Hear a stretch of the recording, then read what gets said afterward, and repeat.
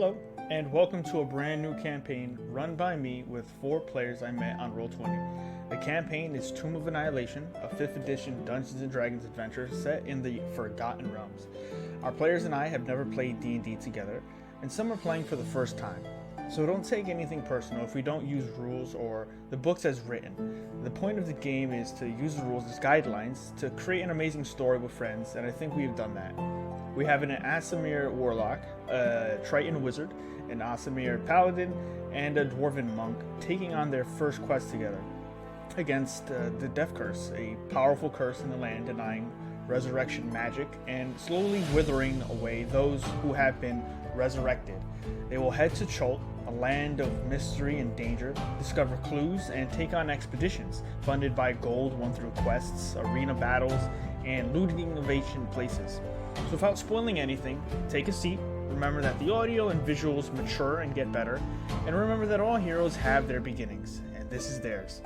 So welcome to our Tomb of Annihilation campaign, starting now. How's everybody doing today? I'm doing pretty good. I'm just trying to fix food for tomorrow. Where you at, Phil? He's driving.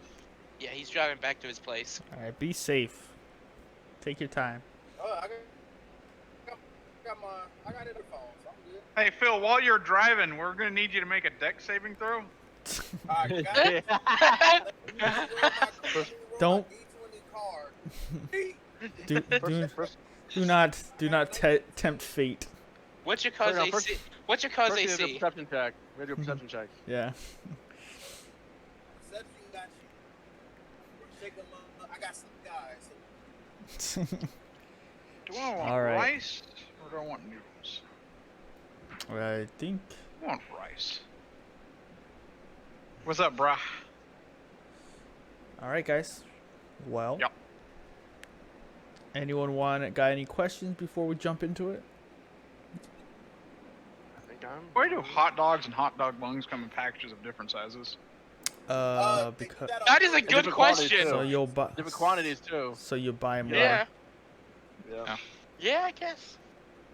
It was before the buy one get one free phase, so. Yeah. And then they did the buy one get one, and now we do the buy two get one. They try to make you feel like you're buying a baker's dozen, like 13 instead of 12. Yeah. Pretty much. Hey, Derpy, Yeah. you're in college. Yeah. The thing I'm doing right now, learn it. Which is? Yep. I have 2 older siblings. I know the struggles. Do you, though? Well, they told me what to get to know already. Do you know the Muffin Man? Do you know the Muffin Man? Well, yes, I know the Muffin Man. Who lives on Drury Lane? Well, she's married to the Muffin Man. She's married to the Muffin Man. The Muffin Man! Oh, crazy. Alright. Now roll initiative against the Muffin Man. Oh shit. I'm scared now. That seems like nothing for the Muffin Man. A 19 misses.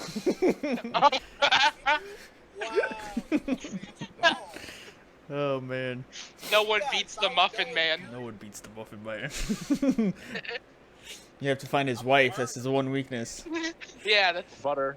What if I carry butter on me? Can I butter him up? that only makes him stronger. Some of you may die, but that is a sacrifice I am willing to take.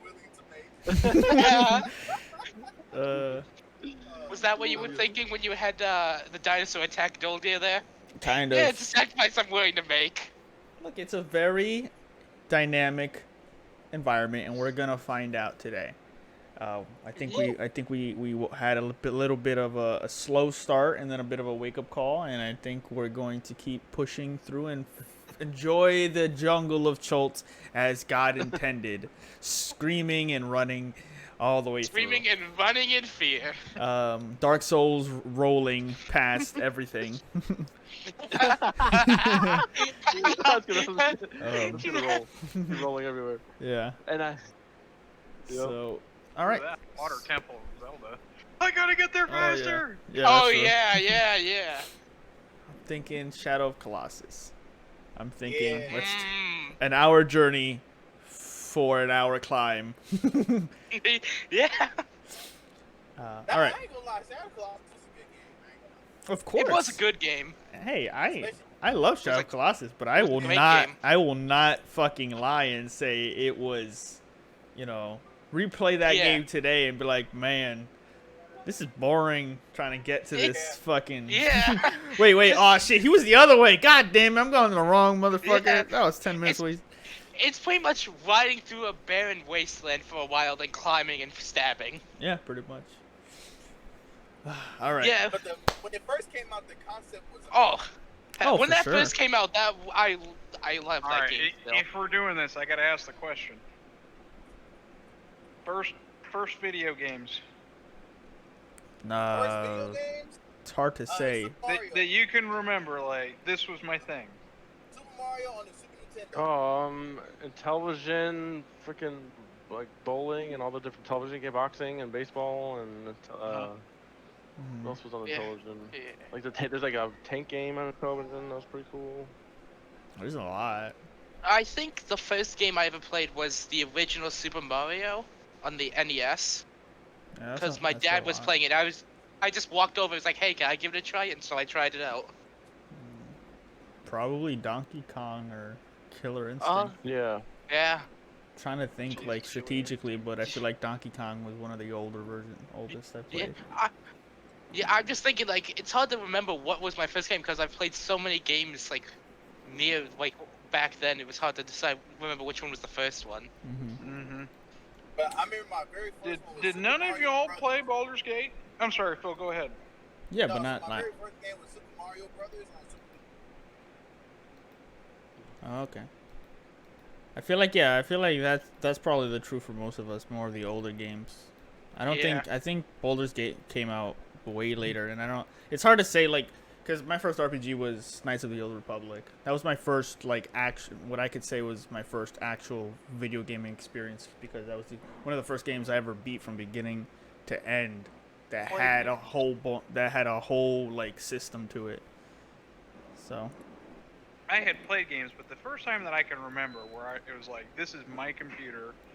I'm not sharing a console. This is mine. Nobody else in the house plays this game. This is my game. Was Baldur's Gate 1. Yeah. No, I can get that. It's a good game. It's a good game, man. Are you ready for Baldur's Gate 3? One? I mean, Yes, I want it. Well, I'm not Oh, ready yeah. for it on a new computer, but that'll come. did you see the new gameplay trailer? Yeah, some of it. I didn't watch all of it. I don't want to like spoil too much, but it looks pretty sleek actually. Yeah, it looked good. But let's get into this because we got a lot to do. We got a lot to do, guys. All right, guys. I'll see you next week. Yeah. As a Hey, Tyrannus. you know what? He's got. Are you not entertained? I've got mine. No, I get it. All right. Well, let's pick up from last where we left off. Screaming our heads off, running from a T-Rex. All right. On that 3, ready? 1, 2, 3. Can I get three male screams and 3 female screams? No, I think they're all female screams, actually. I think you're giving too much credit to doing 3 females, or all female screams. I mean. Well, I think I can get them out of you guys. Let's see. So, back from where we left off, our intrepid group of adventurers known as the Curse Breakers. We have Doldir, Irvin, Bellador, and Own, who have taken to dealing with the Death Curse, a powerful magical curse that is affecting those who have fallen and been resurrected at one point or another in their lives. And as such, it has threatened the ecosystem that protects most of civilization. The returning of our favorite heroes, the continued existence of nobility in certain realms, and with that, the world is in a panic. However, you have all made it to Cholt, made it to Port Nanzaru, made a name for yourselves in the arena and through a couple of merchant princes, and funded an expedition within the jungles of Cholt to find the source of the Death Curse. Somewhat suggested that it had origins within Cholt has now been solidified that the source is coming from a hidden city within Choltz, rumored to be covered in vines and snakes. And the cornerstone, or the sign that you are close to this city, is said to be a black obelisk, in which within it seems to be a dark void. And with such, you have funded an expedition, have made it a couple of days into the jungle through a canoe, and made it to Camp Righteous? I think Yes. I think that's what you told it. Yeah, I think that's what it was. It's Camp No, I thought Righteous. something else. Was it? Okay. Yes. I think so. You had made it to Camp Righteous, which was a camp that was created initially by the Flaming Fist in an attempt to get a foothold within the island of Choltz. However, it was overrun and abandoned, as you had seen before. Spending a night there, you found yourselves for your first time within the wild of the jungles. The cool air, still a bit hot and eerie for your tastes. However, you guys were able to make camp, get a good night's sleep, but awoke to find that your boats, not just your boat, but the extra canoe that was also there, had been stolen. Unbeknownst to you, there was no witnesses to the crime, and have now had to hoof it through the jungles on foot towards the Aldani Basin. However, having to go more inland, you had met your first encounter with a group of zombies, and eventually drew the sound through creating a ruckus and some sounds. More zombies nearby started to flow within very quickly, and though you were able to push your way through the horde of zombies, being faster than them, you even encountered at the last minute a powerful dinosaur known as the Tyrannosaurus Rex, and as such, Doldir had a rough encounter, being hurt or hit by the powerful tail of this creature. But eventually, you kind of noticed the dinosaur's attack wasn't purposeful, it was instinctual. The domain of these creatures seems to be one with the zombies, and did not show preference to you or the creatures of the undead, and seemed to attack at random whomever was in its presence. Using that, you were able to escape, the four of you, pushing past the crowd of zombies, moving in a very intense and new stratagem of fleeing from battle. Not everything can be won, and as such, your guides have held off the undead horde for about 5 or so minutes, and you are all four of you about a few long runs away from where you first encountered these creatures. You are a bit winded, you are alive, most of you are hurt, and you are awaiting the return of Azaka, Ekhu, and the Acolyte from the Temple of Zavras, who have been left behind, but you hope are moments away. And that is where we pick up. Yeah, before the guys get there, I want to, since Doldy got stuck in that tripwire, I want to give him one of my daggers so he can cut himself out. Okay. I will take that dagger. And Owen, do you have anything sharp that can cut yourself loose, or do you want my other extra dagger? I think I do. Let me go look. Yeah, because I haven't spare one if you I'm need not it. even in fucking roll 20. Sorry about that. I'm pretty sure that I do. I'll let you know if I don't. Does that sound good? Yeah, sure. Just let me know and I'll give you the other one. Mm-hmm. I think I've got a knife, not a dagger. Yeah, well, as long That's fine. as it can cut through the rope and cut yourself loose, that's all I really want everyone to have. Okay. Yeah, because Evan has their long sword, and now Dojo has a dagger. So that's easy. That's easy enough. You start to take in the the idea that there are some dangers um, that are a bit out of just Yeah, I've got a fighting supply. your way through things. Being caught in a trap earlier um, could happen again. With that, you I'm all sorry, did you say you had something on? Yes, I do. I'm good. Okay. you all find yourselves a bit out of breath. Some of you sweating more profusely than others. But about 5 minutes pass when you hear the rustling of brush and movement in the jungle your way.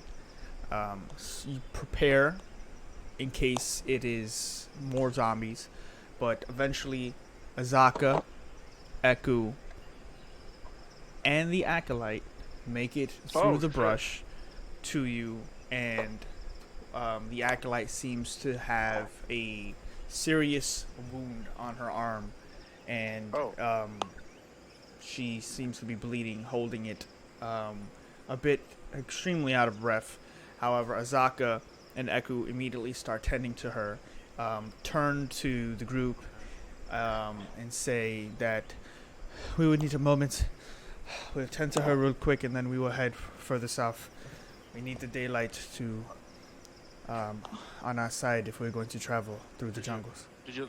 Are they still following you, or did you lose them? Whatever may be following us will be drawn by the sounds of battle. We should use this to our advantage.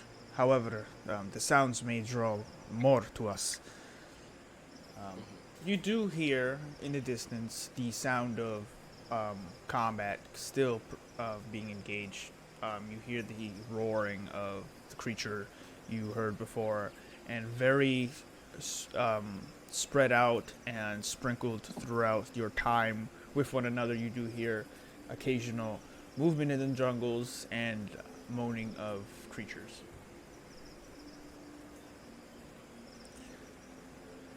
Okay. You're hurt? Say, Irvin, why don't you try and help him out to speed the process up?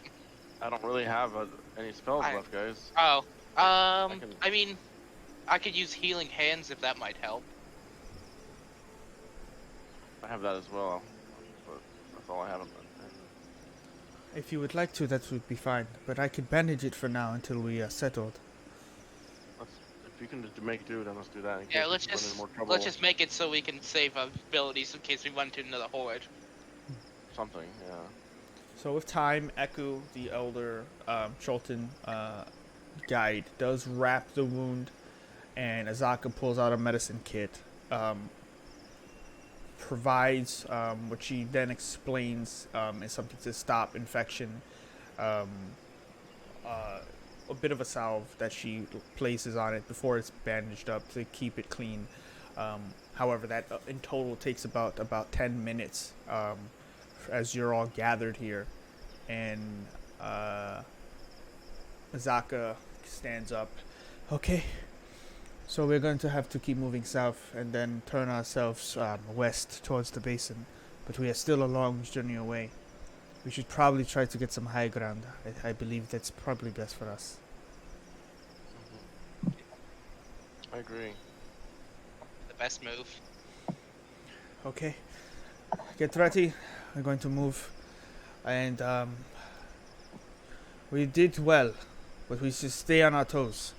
I should have been mindful and warned you about some of the traps that have lingered over the ages, but it is hard to see them at the pace we were going. At the fast pace, it's hard to gauge, particularly where some of these old traps can spring up, some of them being what you encountered, Dordil.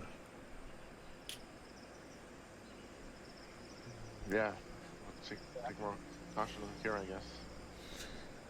Okay, so we're going to head more south. We're going to take the hillside until we can go over to the west, and that should bring us closer to the basin, and maybe we can find a shallow cave that we can use for a camp soon. or at night when we get closer. We all ready? I'm ready. You guys ready? Yeah. Let's do it. Okay, let us go. So, everyone prepares with Azaka in the lead, Eku kind of holding up the rear with the Acolyte, and some of you who want to stay a little further back. But Azaka takes lead ahead at a pretty above average pace, keeps an eye out, calls out pass to stick close but a bit spread out, and follow her lead. And about 10 minutes pass as you're all now trekking through the very dense, thick jungle, where it's hard to gauge, your surroundings within the jungles of Cholt at this point. However, after 10 or so minutes of moving, of jumping over tree trunk, finding large boulders of stone and moss, you start to feel a bit of fatigue after this continuous run and maneuver. But eventually, you make it to what is an incline and start pushing yourselves higher and higher into the jungle. But you can start to feel that you're climbing up high ground as you're eventually finding yourselves grabbing onto trees to push up this hill that it has brush and thickets pushing on it. Some of you even go to grab a tree trunk and hear the sounds of snakes slithering about, and it's a bit unsettling at first, since most of you can't distinguish what snakes are venomous or not. And as you're passing through and time progresses, you make it to the top of this ridge. Some of the trees are a bit more spread out at this point, and you feel a bit more comfortable. And Azaka takes a moment to help all of you get to the top. And with time, you're all settled after about a 30-minute run to the top of this incline. And a winded Azaka says, "Okay, we'll wait here for a moment. Gather yourselves. Maybe we could take a short rest or so." Very good idea. Yeah, short rest. All right, we're taking a short rest. I think that would be best. Sorry, I was quiet. I didn't think this through, and I had raw chicken in my hands when you talked about the guides coming up. I believe I have 12 left. I didn't blow everything. Yep. So I will blow. How bad off? Show of hands on a scale of 1 to pick a number. How much would you rate your health right now? I'm 18 out of 26, so I think I'm okay. Smart man. Anybody else? I'm 22 out of 27. I'm perfectly fine. Irvin. Molly, 18 out of 25. So how are you doing, Owen? Oh yeah, you're I'm not about doing to blow a stuff bunch, and we can blow some Hit die. hit dice. So let's do that real quick. Oh yeah, we can do that. So I'm gonna drink and meditate so I can get my key points back. Oh yeah. Oh, Okay. look at that! All my health back. So you How guys, do you do a short rest on here? you can click the hit die in your character sheet. It'll be towards the middle of the sheet. Basically way below your health. How was it? Oh, 10. Seriously? I am at max with that 8. I was Woo, I'm back up to 4. Man. Yeah, me No, too, I'm mate. Full now, yeah. Holy shit. You are all good. I'm full. Our not Enku. What was her name? The acolyte. Yeah, the acolyte. She has a name. It's Zanaya. I wrote that How down. is she doing? As you're all tending to your wounds and gathering out some rations and water, you see that Eku is dealing with her, and she's already brought out her healer's kit and started to stitch close the wound. Hold up, save the supplies. Let me just one spell, Okay. and I'll blow a level 1 for her. Okay. And see how she does after that. All right. Where's my character sheet?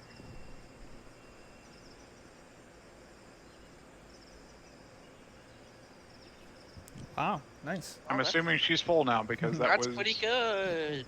max. You I rolled max. You come over to her and you grab the arm. It seems to be what looks like a zombie bite. However, unlike our world, it's not infectious. When it turns, I was just gonna ask that. Converting to the undead. However, it is still a very serious wound in general, because infection could settle in. However, when you bring your hand over to the arm and cast the spell, you can see the wound kind of reverse itself, slowly healing back shut, and the blood starts to remain in places where the wound wasn't. So there's some blood that lingers on her arm and on the bandages, but when the wound seals, you do still see a very visible scar. However, it is sealed shut, and as the point of the divine magic removes the potential of infection as well. Okay. There's a bit of there's a sigh of relief on her face, as well as gratitude, and she thanks you very honestly and openly, and apologizes for her freezing in combat. It's the first time she's dealt with the undead or any serious matter for that. You don't have anything to apologize for. I'm just glad that you're okay. Thank you. Eku and the others do then bring out some more dried rations and stuff, and water for everyone. And I'm gonna tell her to stay close to from here on out. I think you should stay close to one of us. Yeah. Well, Stay to be close fair, to Boulder. I'm sure you can do that. to be fair, in the fight, she was close to Boulder and me both, but we did end up just having to flee, and she just couldn't keep up with us. yeah. It's true. Maybe we should keep her in the middle ranks. That way She not too should far probably from be me. next to you, to be honest. I kind of agree. Yeah. Probably. Stay close to me. The angelic looking Asimir says, should probably be next to me. And very Yeah. yeah. Sure. Very No arguments. Yeah, it's not like I just healed your wound or anything. yeah. So, a little side note, with everyone taking a short rest, you notice that Azaka seems to be not partaking in the dry rations or the water. She seems to be keeping a very alert watch over the perimeter and watching the surrounding area. You're not really in a very defendable place. And as such, she kind of keeps a 20 to 25 foot berth ahead of where the group was headed, and kind of stays behind one of these trees, keeping a look on the surrounding area. As such, she has her bow out and an arrow knocked this time, a bit more defensible than you've seen her recently. She hasn't brought any alertness to your attention, but she just seemed to be more focused in protecting the group now. Oh, you can't exactly blame it. We just got attacked by a horde of zombies and a T-Rex. So, understandable to be cautious. Yeah. Take it seriously. So, what would you all like to do? What for your last bits of your short rest? I'll help her stand watch. Okay. Well, we're about I to was get gonna- going. Ask if I'm trying to remember which guide. One of the guides, the one that's more So Azaka is the young Cholton who seems to be a bit more risk taker, where Eku is the older Cholton lady who seems to be safer. Yeah. Who's Echo? Is she the one in the tree, or who's the one in the tree then?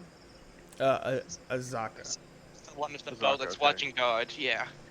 I'm gonna talk to Echo and ask her if she can help me learn survival skills, how to be better in nature, in the jungle. Yes, on I this could, journey. I could show you a few things. What are you in particular looking to work on? Just overall skills of survival in the wilderness, in the jungle, like to Okay. track, to avoid poisonous plants and animals and venomous animals and things, and just everything, all those type of things I would need to know. Well, my first bit of advice would be to learn what your basic needs are and how to stretch those out across a time span. Food and water. It doesn't benefit you to be more frugal in certain times, and water can be worth more than the gold in your pocket in these kind of times. Yeah, I see that. I can definitely see that. If you're looking to find water, however, the best things to do is follow a hill or a mountain range southbound. In any vicinity, as rainfall starts to create a bit of a drippage down into what you eventually call lakes and rivers. So do me a favor. Why don't you give me a wisdom check? Oh, goodness, wrong Natural part. one. Just kidding. Let's see, wisdom, straight up wisdom. Yes, sir. Okay. That was a save. My bad. I had to save an accident. That's fine. I don't think And you the have check a would've bigger been- bonus to saves as a paladin, so it'd be about this. It'd be the same. Yeah. I'd say with that, you do retain some of the concept of what she means by that, and she does go into a bit of a longer tangent about how to locate water based on what is considered high ground in the region you are in. And that does stick to you for a bit as a basic concept. Being your first time, it's not hard to pay attention and keep with the same train of thought she's bringing up. With time, the group does finish their short rest, and Can I interrupt real quick? yes, Did anybody else catch that? Catch what? Urban's first time was with the camp guide. No? No? Nobody? Yeah.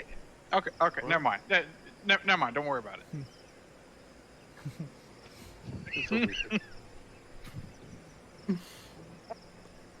we'll see. What do you mean by first time? It's passed, like many things, it's passed over the door's head. Yeah. Boo! Out of nowhere, Dolder nose just starts to bleed. Just Yep. Oh my god. not just The kidding. anime I'm shit. just kidding. So with He that, gets flung 50 feet into the air. so with your Dwarven monk, your Asimir paladin, your Asimir warlock, your Triton wizard, you all eventually gather your things, and Azaka, and meet up back with Azaka, who's keeping watch, and let her know that you're ready to move forward. After an hour's worth of rest, she speaks up. So there seems to be a bit of quiet in this area. I think we should be cautious. I don't hear any sounds of disturbance, and I don't hear many birds either. Is that something to be leery of? Is that a sign of something?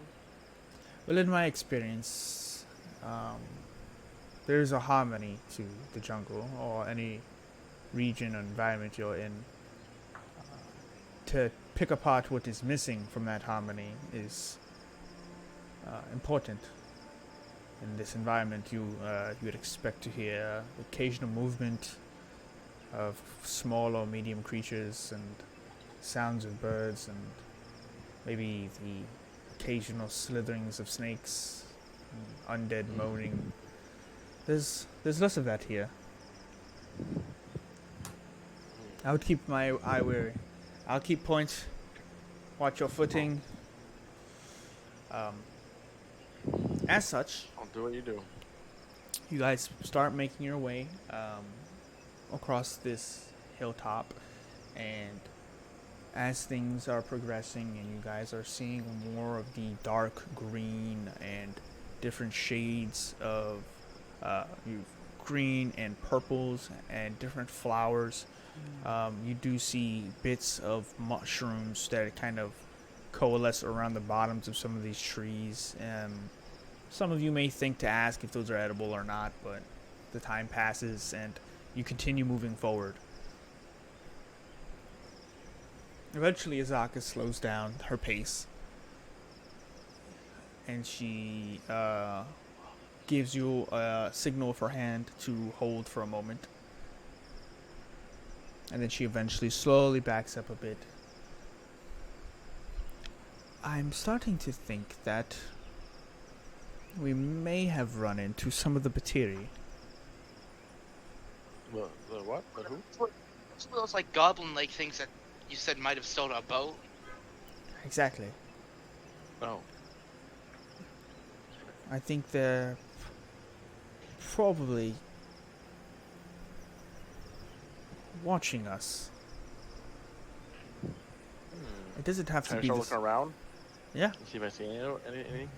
Feel free to make a perception check.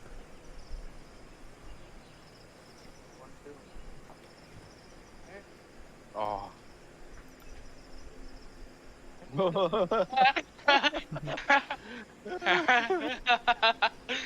Could have been slightly worse. As you're both kind of taking a moment to try to gauge what she sees, it's her experience with survival and her experience with this environment that she kind of starts pointing certain things out, and she'll point out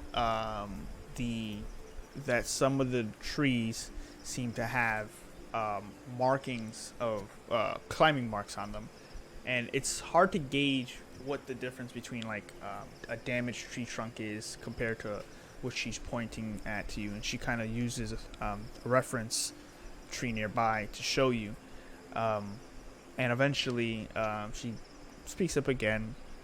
I don't think these are the ones that may have stolen our boats. They're too far inland, and we would have seen tracks. That doesn't mean the Batiri aren't a wide regional enemy within these jungles. We should tread lightly, but I think we'll be fine. And as you guys continue your approach, 5 or so minutes pass. Eventually, you do hear a familiar sound. You hear the long, drawn-out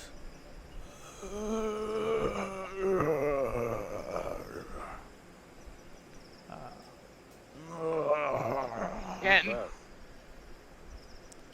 Your pace kind of slows. She brings her hand over. Believe it or not, that's an actually more interesting sound. A reassuring sound. Let's stay nimble. We'll keep pace. And with that, I would like everyone to make a perception check. Hopefully it's better than my last one. Alright. I'm almost done cooking, by the way, just so you know. And also, just all the things she does, also how she's guiding us and how she maneuvers in nature. I'm trying to like learn from her. So I'm trying to watch her, how she's handling, or like she's looking for, things she's saying, and I'm trying to like take that in. Okay. To be A lot better. So it will take some time with your training and That's gonna take time. but you are keeping in as much as you can. Mhm. She's mindful to keep certain things and point them out to you. And with your perception checks, you all hear the sounds of distant moans. There's definitely more than a couple differentiating sounds of the undead nearby. However, Doldir, you notice that there is a what looks to be like a sprung trap similar to what you encountered earlier. But this one is more of a net designed to capture more than one potential creature. But it is already sprung maybe 20 or so feet ahead of you, more towards the left side of the group, just beneath a tree. What grabs your attention aside from that is there's some movement in that tree in particular. And as you take notice of it, so does Azaka, and she notches an arrow, and she prepares to take a shot into the tree. I ready myself, seeing what she's doing. I look at what she's looking at, and A couple moments pass. Never mind. Sorry, I was muted. I hold my hand up and be like, hang on. And I'm actually going to send my familiar up the tree. Okay. Yeah, the snake. And I'll Belhador, watch my back. I'm not going to be able to see or hear. So I'm just going to Okay, put my got hand it. on your shoulder. If you start running, I'm going to snap out of this. Got it. And I'll watch through my familiar's eyes to see what's up there. Okay. So as you as Azaka's kind of taking aim with the arrow, she undraws briefly, keeps an eye on it, but notices that Owen's going through a ritual. You all he goes behind a tree, a little bit out of sight of this sort of more openish space, and as you close your eyes and focus, Owen, your eyes go from a conscious black, just keeping your eyelids closed, to muffled audio and muffled sentence, almost as if someone put a noise-canceling headphones on and then started playing music. There's a lot of static now. Damn it, wrong channel. There's a lot of static cancellation going around you, and eventually you feel almost like a wind tunnel you're being pulled through, and eventually you snap into the grayed vision of your familiar, this green snake. You take some time getting to feel the slivering of the movement across the grass, across the tree bark, and eventually up the tree trunk to the tree you saw Azaka pointing out. As it's moving through the thick leaves and tree branches, eventually there is a form within the tree, small, and wearing a heavily weighted wooden mask on its face. The creature is almost childlike, but in your experience, it has very goblin-like features aside from the heavy mask set on its face. And as it is sitting in the tree, seems to have a short spear in hand and is just waiting in general. It doesn't seem to be have noticed the group, but it does seem to be perched here and waiting. All right. I'll retract the snake back to Boulder. I don't think it's seen us yet. I think we could probably.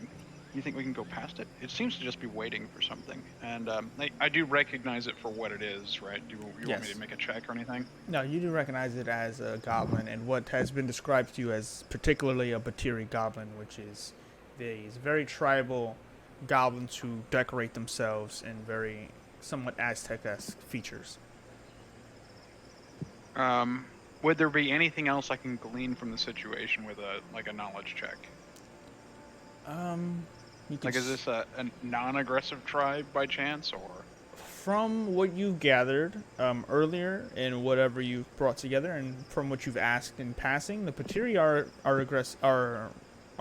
are goblins in general. Batiri or whatever, goblins in these situations know that they are weaker by themselves, travel together in as many as they can, and try to one up whatever it is they are hunting. They are not shy of dealing with adventurers. The thing about goblins are if they will use anything to their advantage to succeed. However, when chaotic evil. Yes, alignment wise, yes, they are evil creatures. You haven't met a moral goblin before, nor have you heard of many.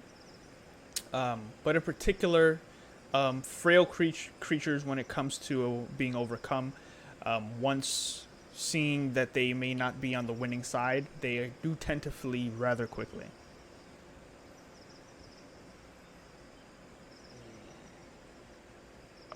Yeah, I think we could probably just try to sneak past it. I'm more worried about where all of his friends are. If he doesn't spot us, maybe we can get past whatever's in the area. Yes, good point. Alright, so you want to sneak past it? What do you guys think? I mean, did he notice us? Over No, there? he doesn't seem to have noticed us. Say we try and sneak past it to avoid any more confrontation. Yeah, I don't see the harm in that. Yeah. Mm-hmm. So, Azaka hears your words and slowly unnotches the arrow. She nods her head, and she, looking more towards the left is where that tree with the goblin in particular is. She turns behind the tree, looks further east, and nods her head for you guys to follow in the opposite direction. This one kind of puts you going up higher into the mountain range, and you all start following past Azaka. I need everyone to make me a stealth check, please. Either. Stealth.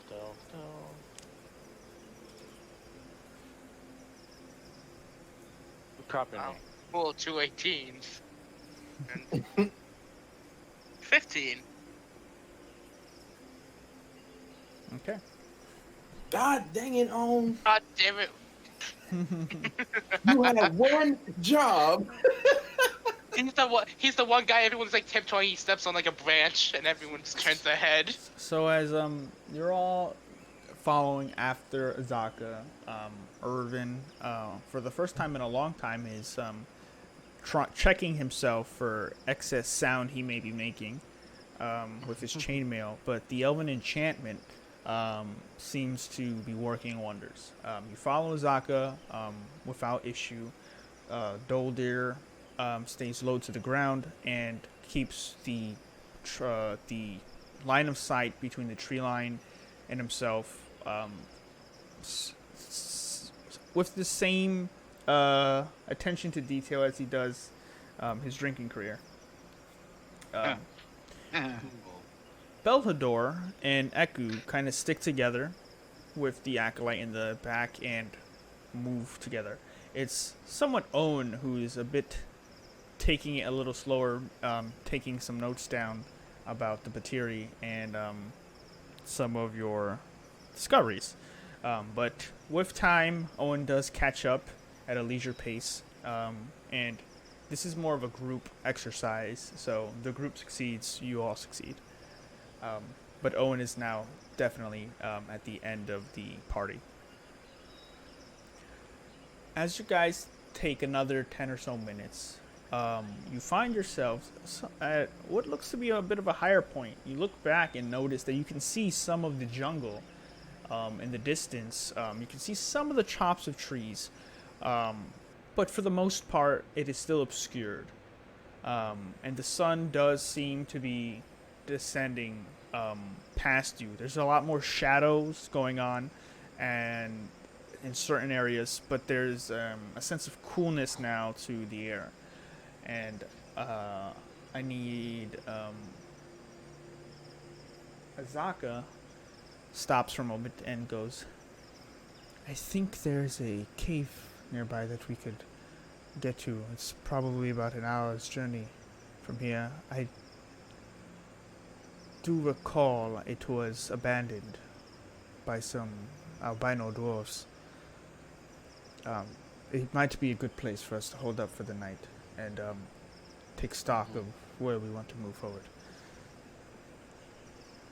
If you think it's safe, lead the way. It should be safe, from last I checked. Okay, let's go. Check it out. As you're all continuing your approach, an hour, 30 minutes pass, hard to keep time, maybe an hour, 45 minutes, and eventually you come to what looks to be a giant slab of stone that is resting upon a tree. On the slab, Azaka is somewhat ignoring it, but she's like, yes, seeing that, I do remember the mine being nearby. What's on the slab? What you see on the slab seems to be chiseled into it, not a word or a few words, but an entire, an entire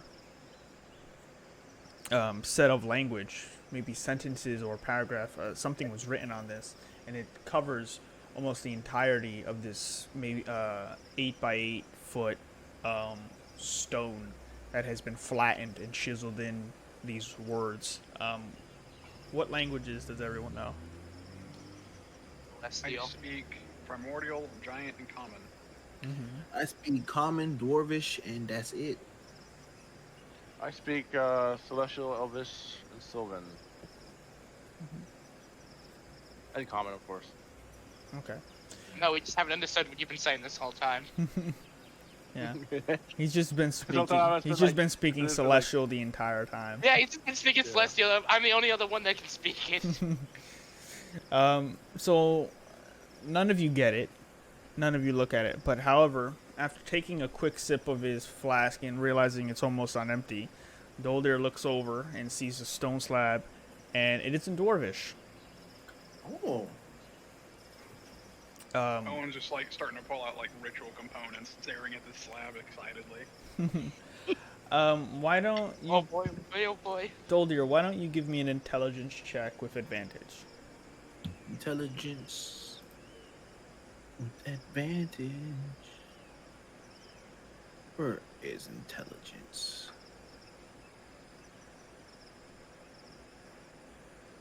Okay.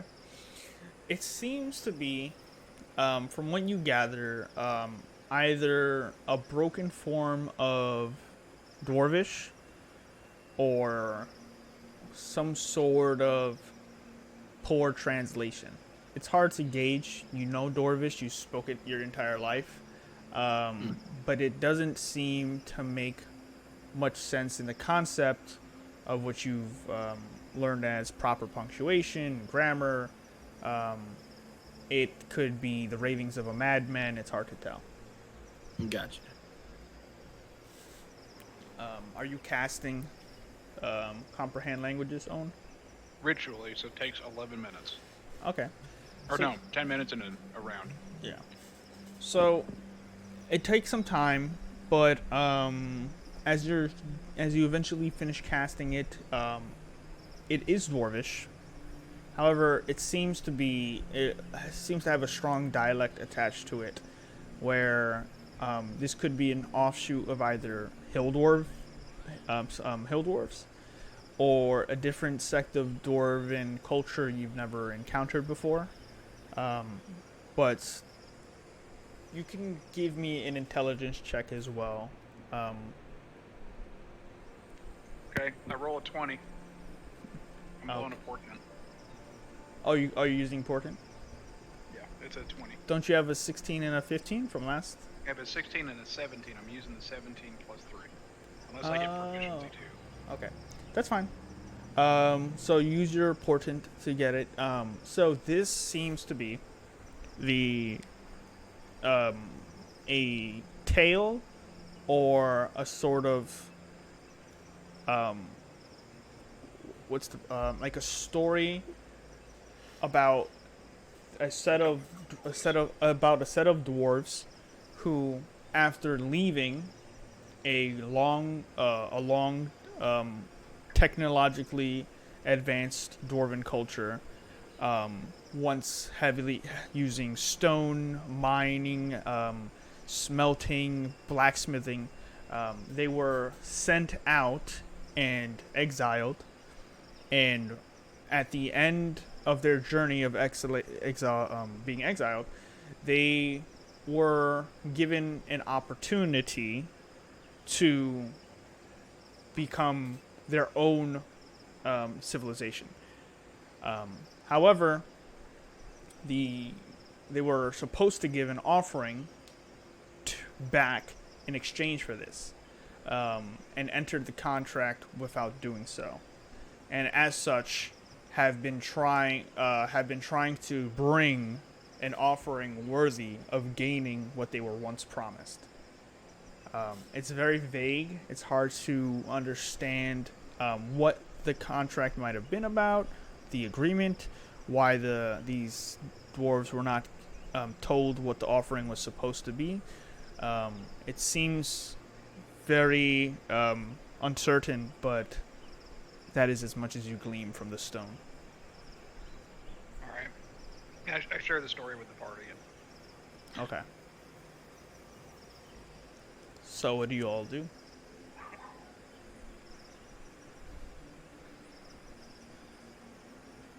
I mean, I kind of want to find out where Hear me they've now? been, but that's the archaeologist in me. Yeah.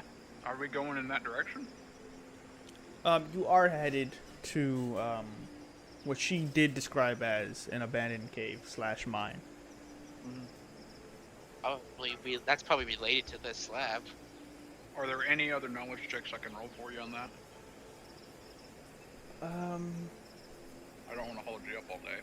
You can give me an Arcana check.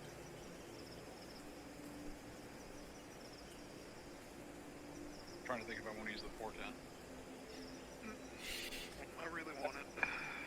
Yeah, I'm gonna use it. Okay. So 16 base plus 5, 21. So 21. many creatures do set off and offer great things to others that you can come to think of. There are witches. Demons are a big fairy tale. Demons and devils.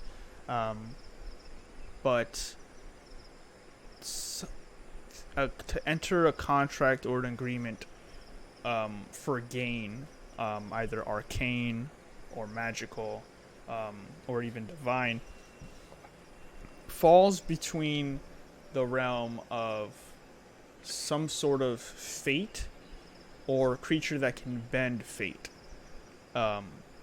It's hard to tell what this could have been, but any sort of creature that can offer such rewards are usually very powerful when it comes to manipulating the fates, or a creature that can change through either necromancy or even conjuration, powerful boons to change or alter a being.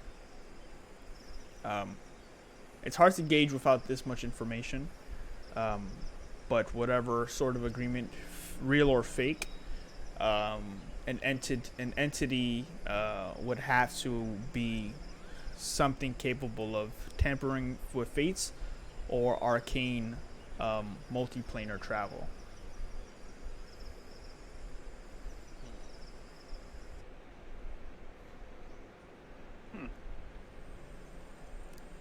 I of course relay all this too. Mm-hmm. All right. So with that, that's interesting. So with that, you do all pick up your stuff again, follow with Azaka, and eventually, with some time, find some breaking of the tree line into some more open space, and you see across the way what looks to be a net similar to the one you have seen before. But this one is further up ahead. There's not much cover in this area. There seem to be trees that spring out about 20 or 25 feet up within this area. But you very easily see as Azaka stops and then points out ahead. Some of you take for cover, but see that there's a net up ahead, but actually with creatures within it. They seem to be wiggling back and forth, but more important, you see what is about 4 zombies beneath the net trying to grab at them, trying to pull them down and take part in a very hearty meal. Grab it looks like distract them. Huh. Don't see one of those every day. I mean, they appear to be stuck in the net, right? Yes, there seem to be some creatures within the net. Why doesn't everyone give me a group perception check?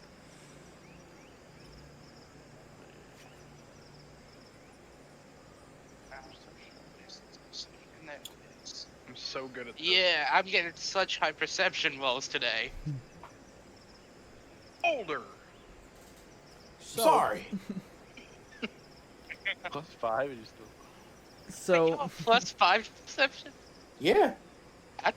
You pay attention. I have high wisdom. I'm sorry. That's high wisdom. That's true. as you're all looking about, you see about the same thing that everyone else does. However, Irvin's the one that kind of picks it up and notices that the creatures in the net seem to be dwarves. A pair of dwarves with pale white skin, red markings across their face, very tribal.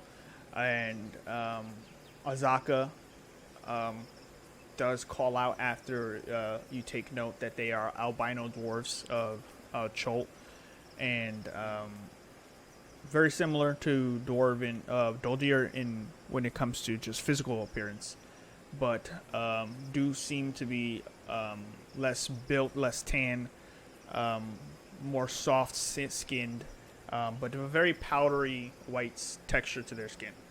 Did you just say Sith skin? Sith? No.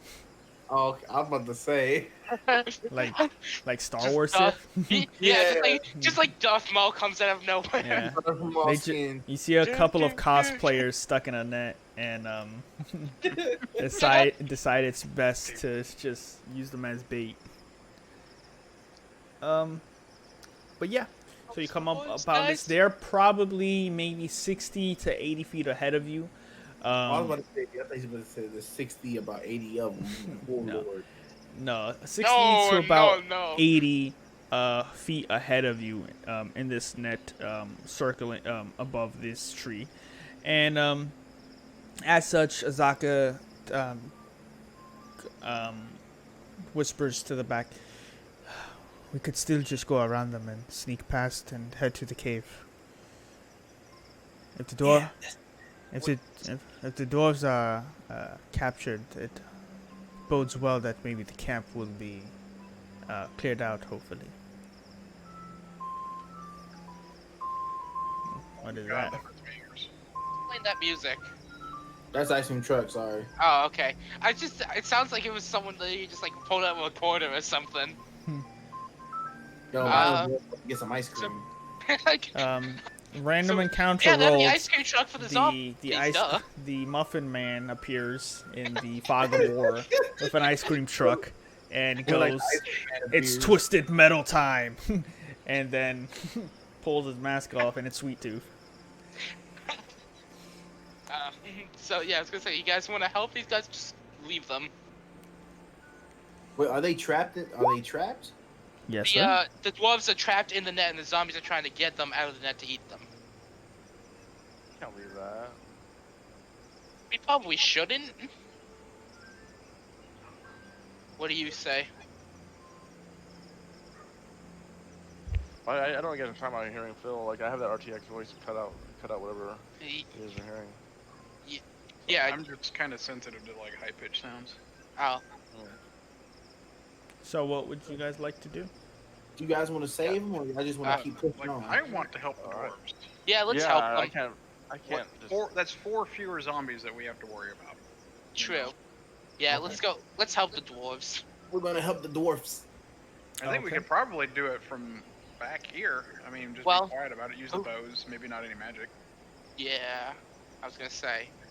I can't use my magic. I'll draw them to us. Okay. Yeah. So as you call that out, oh, there we go. Oh. Excuse me.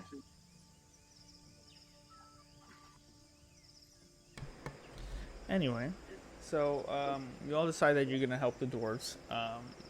Everyone who has a ranged attack and wants to participate, feel free to prepare yourselves. I ain't got no ranged attack. I think me and Owen are the only ones who have range attacks. No, we've got the guides. Well, I meant in our party. Okay. And I'll just stand behind the guide and just keep casting guidance on them. I think I can do that. It's Okay. requires verbal and somatic, so I can just kind of stand back and do that. Doesn't make any light. Yeah, could I just keep casting out blast on these zombies, guys, or just use the bows for silence? I'd use the bows unless more show up, and then we need to just kill everything and get out of there. I'll stand next to them with the bows just in case things go south and I need to cast. Okay. So How many zombies are there? 4? There's 4 zombies down there, From what you've seen, there's about 4 zombies. All right. And I'll bring it up in a second. Excuse me.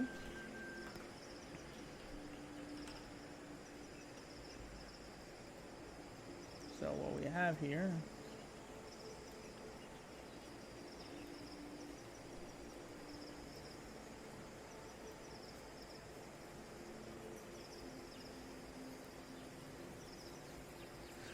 And then we have the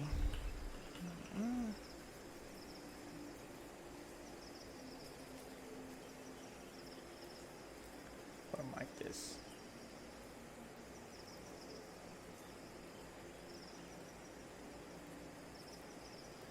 Okay, just setting it up.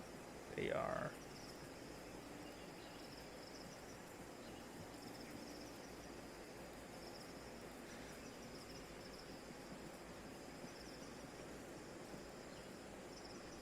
okay, one moment. I have this up.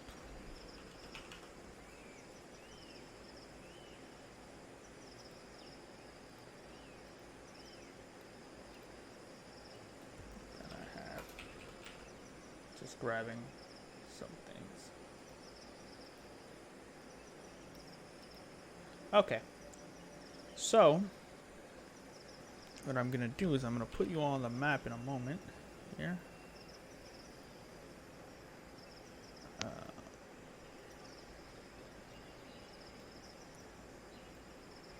So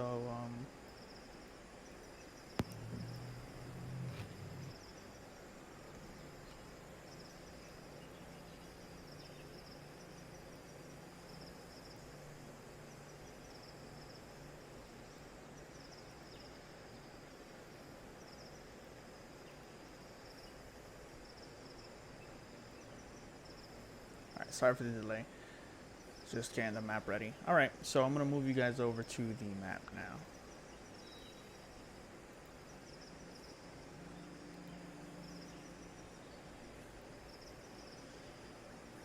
So you have Eku in the back.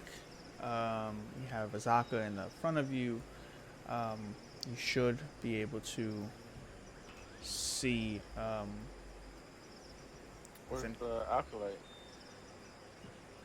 In the back next to Evan, like we did tell her to stay next to him. But do they have a ranged spell that would hit? We kind of don't want to use spells. We want to keep it quiet. There you go. There she is.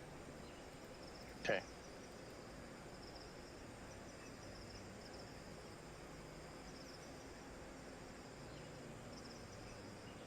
So, what would you all like to do?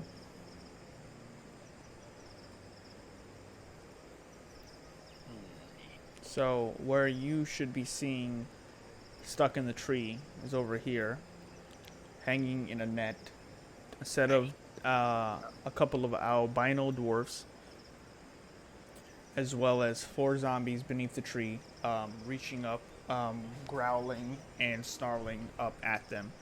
Unable to reach them, but if the net were to fall, they would be an easy snack.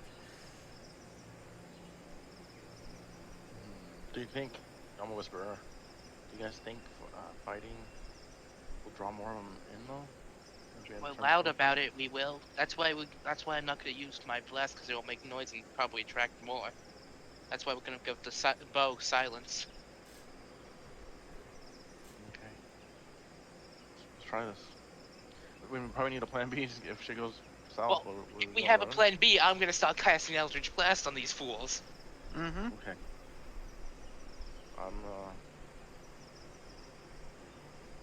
If things go south, just prepare to either run or fight. Sounds good. So, Let's do this. Okay. So, I'm just gonna be ready in case things go south. so what is the plan? What do you all want to do? Are you trying to like cut them down or something without? Oh, if you cut them down. If with we the cut the zombie dwarves down, shit, they're definitely gonna die. But we can use the after the distraction and we can cut them down and then run in and start hooking up the So zombies. we have a guide with a longbow, right? Yes. Yeah. Just start shooting the zombies if you don't mind. I'll give you some support. Okay. Here to help out if range attacks if something goes wrong. Okay. Azaka sort of shrugs her shoulders and agrees and fires off her longbow shot. Is anyone else participating? I don't have any range abilities to do anything. Like I said, I want to keep quiet, so I'm not gonna cast anything. Okay. So she'll fire off her longbow. With that, she will hit the first one. 3 points of damage.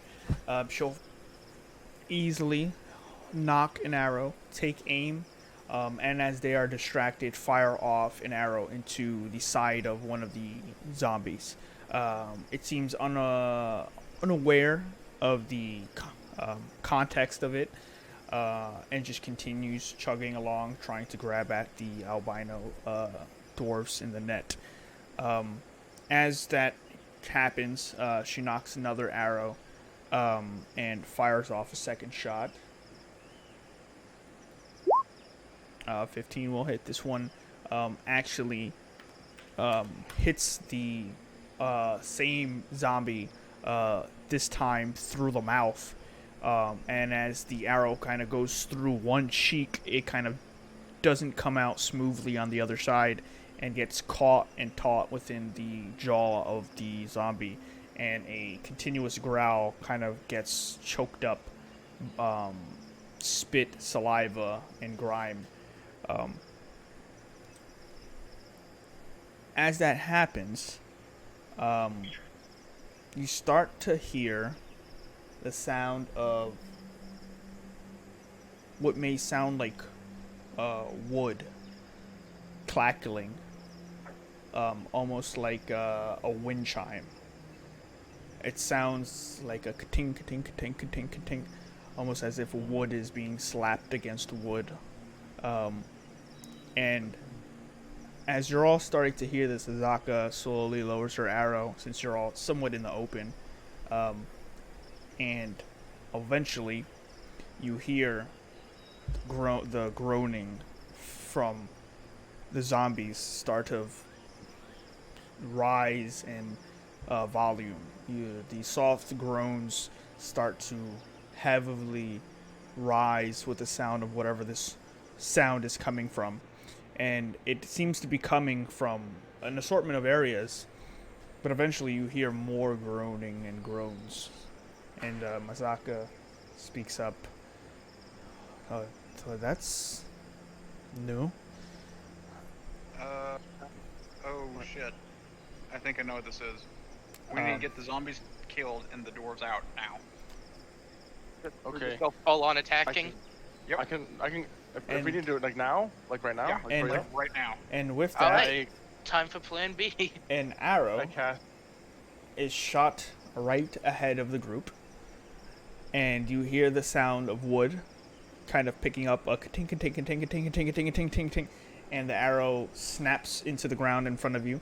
And at the opposite end of the arrow, on the butt end, you see a set of wood, a wood chime, very crudely constructed, starting to clack and clack and clack over and over again. And as it does, the zombies that were once looking towards the doors turn to the group, and you then hear more start to come out from the woodworks. And the albino dwarves look towards you all, looking confused and surprised, and start calling out in Dwarvish.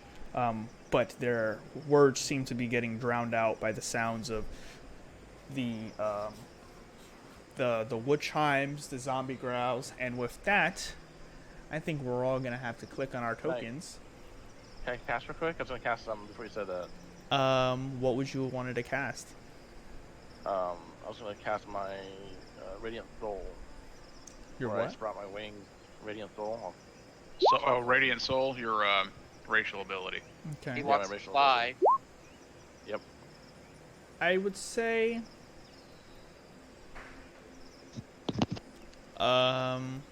roll initiative, and we'll take a look at that. Oh, I didn't do my token first, did I? Or was that my token? Crap, I was on my token. He wants 17 though. Yeah.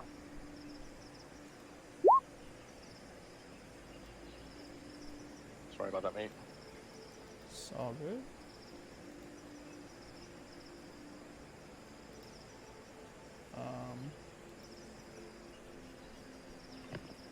DM, I forgot to do something, so feel free to tell me that I didn't do it. But I've got Arcane Recovery. Right. Could I have used it? Yes. Okay. I just have one more spell slot. Thank you. Okay. And this was some good food I cooked. So, what was your roll, Irvin? 17. 17.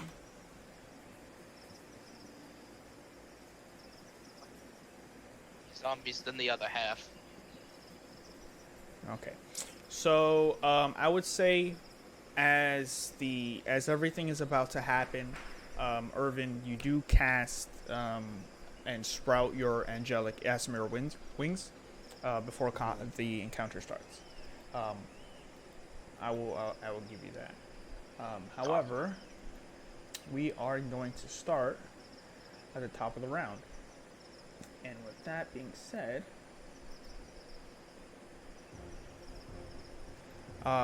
arrows start to shoot behind you and fire off into ahead of you and around you these little wooden chimes that don't make a lot of noise for continuously. They kind of stop after a moment, but it does not diminish that it has turned the zombies towards you. And as such, we are going to start with Irvin at the top of the round, but Azaka will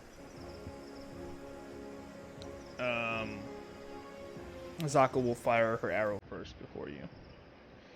Okay. She does not have advantage anymore. A 7 will not hit. She is going to fire into one of the trees that fired off The an zombies. arrow, and she's going Shoot the to zombies, not the trees. call out, "If you're going to get the dwarves, get the dwarves." And she fires off an arrow into this tree over here, and then we'll move over here towards this hill, and she will look down and she will go, "There are more zombies below, but I can hold them off. Free the dwarves."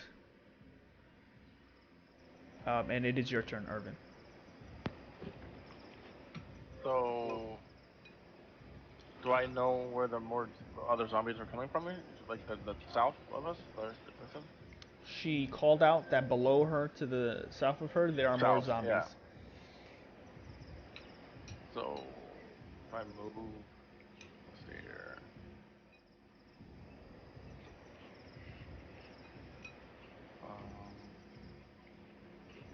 I can get to the forest, I think. So yeah, I'm gonna fly Okay. and start by going here so I can see what's going on. So you move And through the then- brush, or are you flying through the brush? Or no, I wasn't trying to go. I was trying to go around it. Like, are you So, flying yeah. now, or are you walking and then flying? Is my question. Oh, I was gonna fly right away. There's room. I'm obviously not in the real life, so I don't know how dense it is. So if I have room, I'm flying. Yeah. Okay. So these trees here, you should see. They should have the fonts, the text on how high up they are. Any of these that don't are just brushes. Okay, all that. I have a glitchy thing where this black, where the font is. I see if it's all like black. Yeah, some of them are blacked out because of the So- fog of war. So this tree, to you, just ask, is 20 feet. This one is about 15 feet up. Okay. So as I'm flying, can I like gain altitude at the same time? So almost Yes. like I am on these squares, like where you're Yes. you're doing both at the same time, basically. Yes. So that's what I want to do. So I'm trying to get altitude and Okay. gauge what the height is of the tree and appropriately like. So this tree's 15 Okay, feet so- up. So So I'm you gonna can go, like, move your 15, movement to stay 20 above feet the up. ground and make it to the tree. Yeah. That's fine. Okay. That's what I want to do. So I want to go up to the tree. Okay. So you sprout your wings, and you see these very heavily white feathered wings sprout out from his back. And as they do, he gets a big gust of wind beneath him and just soars forward, only taking a few flaps to make it to the tree. This is the first time many of you have seen Irvin do something like this. Irvin, you get towards the albino dwarves in the net, and they seem to be looking, wanting of help. They're shaking the net, and they are speaking to you in Dwarvish, but you don't understand what they're saying. Yeah, of course. They're in a trap. You said like in a net. They're in a net. Can I cut the rope? Sure.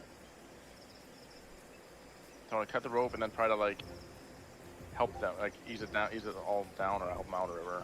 So they To don't cut the fall, rope, like- they would just fall. Lay on to the zombies. Yeah, that's correct. Can I cut the rope above the net where they're still like bundled up together, like carry them, or like slow fall with them, like the- Not really. To cut the rope from where they are, the net would just collapse. Okay.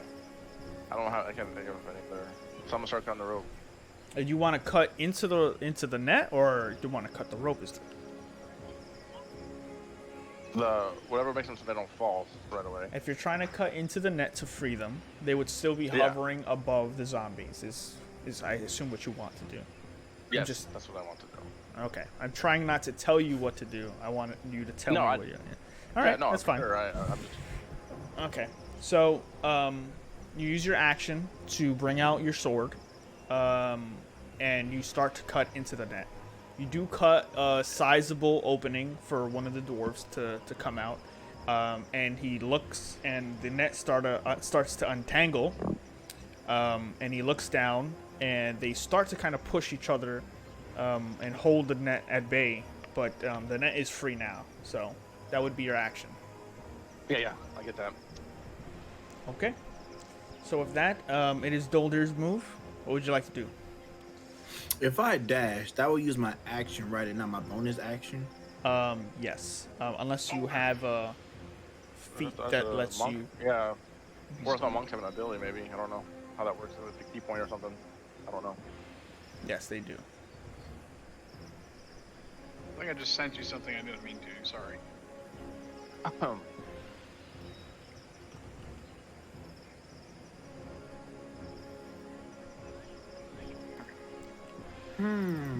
Doldir.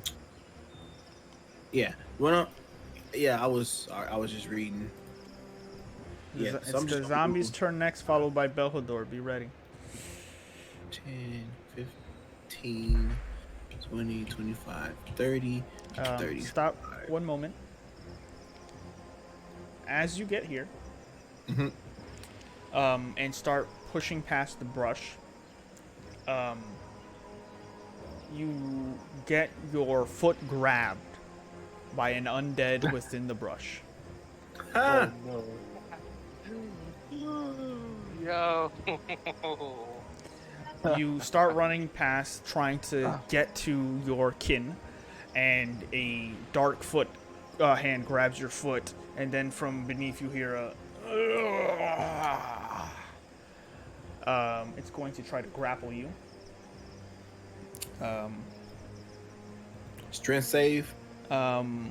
Dexterity, or you can do an acrobatics check or an athletics check. It is going to try to grapple you with a 19. Damn. 24. Oh, damn. Nice. So as it grabs Hey! onto your foot, you immediately turn around and just spin yourself to make it slippier. And as it doesn't hold on strong enough to your dwarven ankle, you immediately spin, bring 2 fingers up, both of them being the middle ones, and just pass by it just like a ballerina, just all one motion, not even startled by the grab. It was more of one very quick, oh no you don't. So with that, you do have the rest of your movement, so you can pass by it. Nah, I'm swinging at him since he's there. Okay. So go ahead and make me your attack. Feel these thoughts. Ooh. Okay. Natural 20. Yeah, feel them hard too. 8 Nice. radiant damage. Okay. So Is it double already? Or does the item have to do it? Or minus. It does damage for that. does it? It counts it. See, it's 4 plus That's 4. awesome. The 4 was from the crit. Yeah. Sick. So with that, as it tries to grab at you and you spin out of its grasp, you then go eat, poof, and one fist comes down on its face as the enchantment on prayers activates and radiant energy cracks into the face of the creature that is still prone and just goes. So have your bonus action. Yep, bonus action. I'm gonna attack again. Okay. 16 will hit. With another radiant damage. All right, nice. 7 points. The creature's still up, so you punch it a second time. This time, the second blow to the face, the amount of radiant energy kind of starts to peel away the flesh, and you start to see a dried bone beneath the chin, and the teeth start to lose the substance of the lips, and it just starts to like bite at you with this teeth, the sound of teeth grinding against each other. You one ugly mother. Yes, sir. Anything else you want to try? Predator or something. Predator. Arnold. Get to the chopper. Okay, so I assume that's it with Doldir. It is now the zombies go. And with that, one is going to take a swing at Doldir. He's going to punch you for 16 to hit. Yep, just hits. You will take 7 points of bludgeoning damage as it picks itself up from the ground very lazily and with little to no momentum, brings its arm back and prepares to punch you. And then as it does, it brings the whole weight of its body down on you and punches you right in the chest.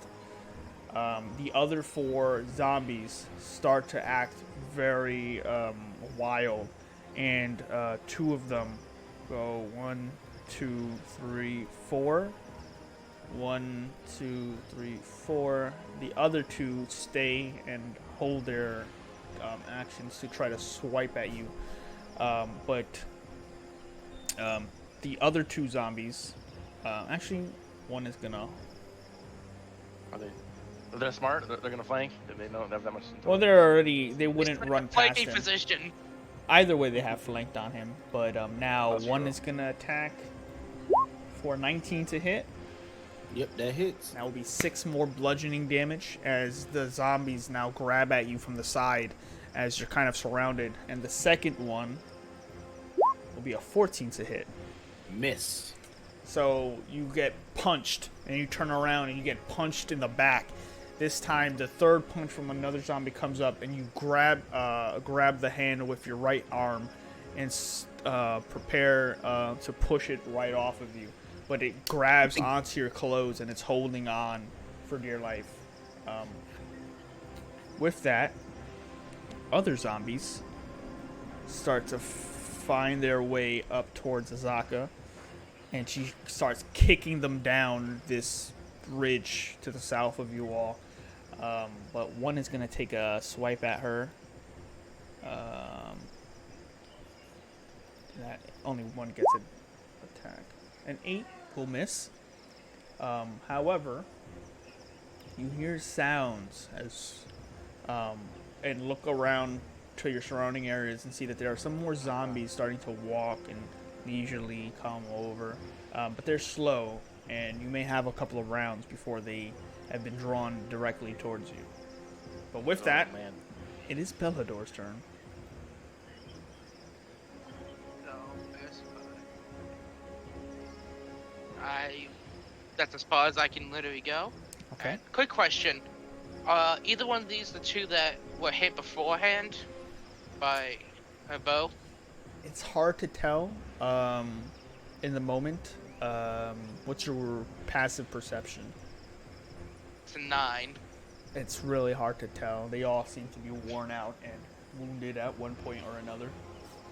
Okay. Well then, for the first thing I'm gonna do, let me find it 1 sec, is cast Hex Okay. on the one right in front of me. Okay. This one right here. And then I shall take a swipe at it with my sword. Okay. So you pull out your Windsinger's blade and rush towards Doldir's aid. You do have advantage, mind you, that since they are considered flanked, it is grabbing onto Doldir. And Is this being next one? 'Cause ah, things that god work. damn it! Oh my god. That is still gonna hit. Wait, it will? Yes, sir. Oh, sweet. And I had advantage on damage rolls. So 7 damage plus I need to roll a d6 for this. Okay. So minus That's 7. 7 and 3. 10. So 7 magical damage, 3 necrotic. Okay, necrotic. That's what the hex does. Epileptic. Okay, so you bring the Windsinger's blade out to your side, catch up to Doldir, and in an arc, while casting the incantation, you see it bind to the creature before you even get to it. But as you get to it, a dark grayed circle binds across the creature's neck, and as you do, you strike up towards it, and when you do, a burst of magical energy explodes from the creature. It's looking hurt as the magical weapon, the magic from the blade itself, kind of spills out at it. Is that your turn, Howell? All possible actions, so yes. Okay. So with that, we have Own.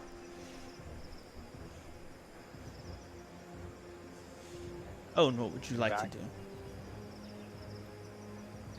AFK a little He while went ago, to the but, he went to the bathroom. He says so. Okay. It might. I don't know how long. So Can you hear will- me? No, Yeah, I'm yeah. here. Who is that? Okay. It's your Hello. turn. Yeah. this Who is- is this? This is Azaka. That's That's Azaka. Azaka. Did Azaka get hit? She did not. No. She's kicking some zombies off of the ridge beneath you all.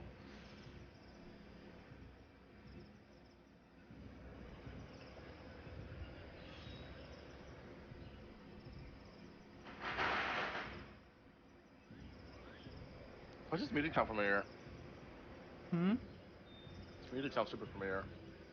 I'll go there. Oh, this is from Quick Roll. Big roll? That's what I thought. Yeah. Belvedere hit that one. Is it still up? Yes. Yes. Still up. Then I'm going to. Okay. That will be my turn. So that's a dexterity save. It will not succeed. Which one was it? The one that Belvedere hit. When I hex. Okay. So with that, you fire off a sacred flame from the top of the sky. A beam of precise flame just expends itself behind the zombie. And that was 6 points of damage. Mhm. And the back of the creature just gets lit on fire, and the creature just starts gurgling out in just the presence of the flame, as well as what seems to be a commotion of panic. Still up. Yes, sir. Still up. Okay. Zombies are hardy creatures, easy to hit, hard to kill. That'll be my turn. Okay. With that, from the fog Mine? of war. Uh-oh.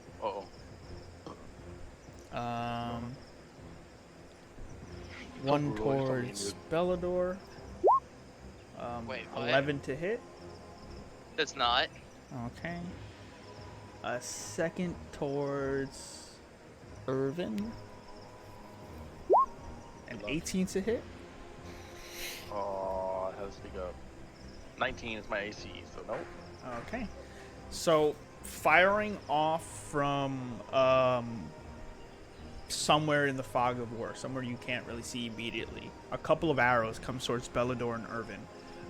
And as they do, there's more sounds of these winding sort of wind chimes, these clackling of wood against wood, and eventually there's some whistles that come from the trees, but you can't see specifically from where. But at the end of the round, Eku is gonna move over here, and she's going to cast. No, she's not gonna cast it. She's just gonna do quick. Oh shit, that's not gonna hit. Eku will come over, not really adept at casting offensive spells, fires off a simple cantrip towards one of the zombies, and you see a what looks to be a ray of a firebolt, but it doesn't seem to take. Land. However, the acolyte, more accustomed to firebolting, may have a better. No, she won't.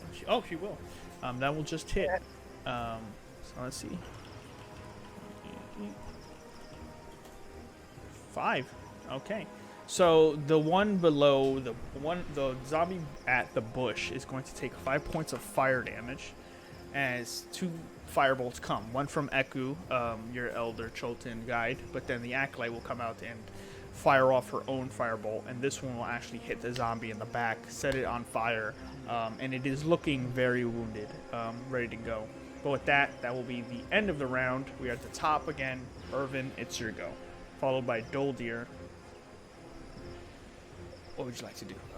Golden's next. Okay, so we can do. I'm gonna fly right here and land and take a swing at the guy. Okay. You're using your longsword still? Yeah, 'cause I have my sword and board out. Okay. Go I ahead. already cut the rope, so I had to have that out Yeah. to do that. Mm-hmm. Make it sure. All right. Oh. Make your attack. Oh, do I get a? Wow. You did with advantage. A 9 will still hit. Oh, sick. So you fly down and hit the creature in the back for 7. And then I get an additional 3. Go ahead.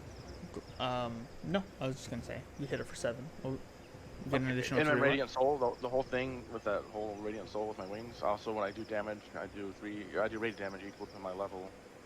Additional per hit. So, per hit, yeah. Or it says once per turn. Once you per can deal turn. with the extra radiant damage to your target. When you deal damage, you will take an attack or spell the extra radiant damage equals your level. Just Okay. use this trait. Oh no, wait, no, it doesn't say anything about once per turn. Here, I'll read link and make sure I'm not reading. You can deal extra radiant damage. And once on no, it says once wait. on each of your It turns. says once there on it each of your turns right there. goes. So would you like to use it now? Yeah. Oh, I have no other attacks, so yeah, I might as well use it. Okay. So you strike the zombie from behind after flying into it, down at an arc. With it flanked, it doesn't see you coming, and you slice through it with some very angelic poetry. Flying down on your angel wings, you slice it in the back, and then it gets cut deep, and the light then explodes from the back and blows into the rib cage of the creature. With that, it will fall to the ground, unable to reanimate. Beautiful. So with that, anything else you want to try, Urban? No, because if I move, then I'll get attack opportunities. Yep, I'm good there. Okay. So with that, it's Doldir. So Doldir is gonna swing on this fella right here. Okay. Thoughts and prayers. 12 to hit. That will hit. 5 of radiant damage. That will be enough. You throw out another enchanted unarmed strike. What the hell? Oh, -2, sorry. And with that, the zombie will expire as well. Punching it in the face with the radiant damage just cracks into the bone, and it starts to turn to dust beneath you. The animated body collapses, and the flesh starts to immediately stink. More than it did before, I guess. And what I'm gonna do, I'm gonna use I'm gonna spend one of my key points to use flurry of blows, and I'm gonna attack this one over here. Okay. You can Yeah. offhand attack anyways, don't you? You have advantage. You do. He has You advantage get on this one one. attack if you don't want to do your key point. Yeah, you get one attack. It's martial arts. Has this one already been hit? Yeah, I hit it for 10 damage. Yeah, I'm still gonna use my flurry of blows. Okay. Alright. Okay. With that advantage, let's go thoughts, let's go prayers. Okay. Yeah. Okay, that'll hit. 5 radiant damage. Okay. With that one, you punch it into the gut. Preparing to do a flurry of blows, you punch it. You see an explosion of white residue of light, divine energy just burst from its back as you've blown out a chunk of its ribs, and you see daylight on the other side. The creature rolls its eyes back, prepared to collapse to the ground, and then its head snaps forward, preparing to bite you. Still standing, just barely. Not today, Satan. Stan, his name's Stan. 22 will hit. 4 radiant damage. 4 will just be enough. And with that, its head snaps towards you, and you bring out your right hand and haymaker it across the face. Not very monk-like, but you smack it so hard with your fist that the head is decapitated and is flung 15 feet away towards the tree with the albino dwarves. And then I'm gonna move 5, 10, 15 right here. Okay. Just real quick, since that one died, I can use this hex other ability, and I'm going to transfer the hex to this one right here. Okay. Not your turn. You have to use a bonus action to do wait. so. If the target drops 0 hit points before this spell ends, you can use a bonus Oh, I action. see, on I a see. subsequent Yeah, attack. my bad, I didn't see that. I didn't see the bonus action part, my bad. That's alright. Okay. So, it's still Probably still gonna do it's it. still very doable. I'm probably still gonna do it since I'm not gonna use anything else as a bonus action, honestly, next turn. I understand, no problem. Yeah. So with that, Doldir's turn is done. He takes out 2 of the zombies with the aid of Irvin and Bellador in the group. And with that, the zombies beneath Azaka are going to start crawling back up to the top. And she's pushing them off. And as she does, one is going to take a swipe for 4 points of damage. That will hit. One of them grabs onto her arm, trying to pull her. And the second, 19, will do the same as they both grab onto her. She then, with both of them attached to her, starts to get pulled over the ledge down what looks to be a 10 to 15 foot drop maybe. But with that, the other zombies will move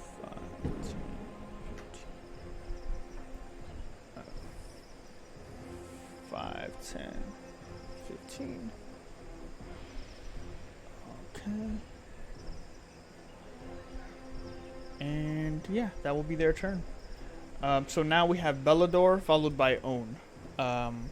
What you do see from across the way is a couple more zombies joining the fray. Slow moving, maybe a little bit more disheveled than the others, but moving at a slow pace towards the group. I'm gonna use my first action to move my hex to this guy. Okay. Then I'm 40 here, and then take a swipe at him with the blade. Okay. Gonna roll an attack. Yep. Okay. But still. Yes. 20 will still hit. Uh-huh. At first I just determine the damage. 9. 11. I like that one better. Okay. And 1d6 of... So that's 16 points of damage in total. Nice. So with that, you continue dashing forward, using your speed to get to the zombies before they're even aware, and another arc slice across the bit of that baby fat on the side spills out a bunch of guts that start pouring onto the ground, and you can smell this horrid putrid stink start to fulminate around you. And the zombie reels back in alertness, turning around towards you with its bright white eyes and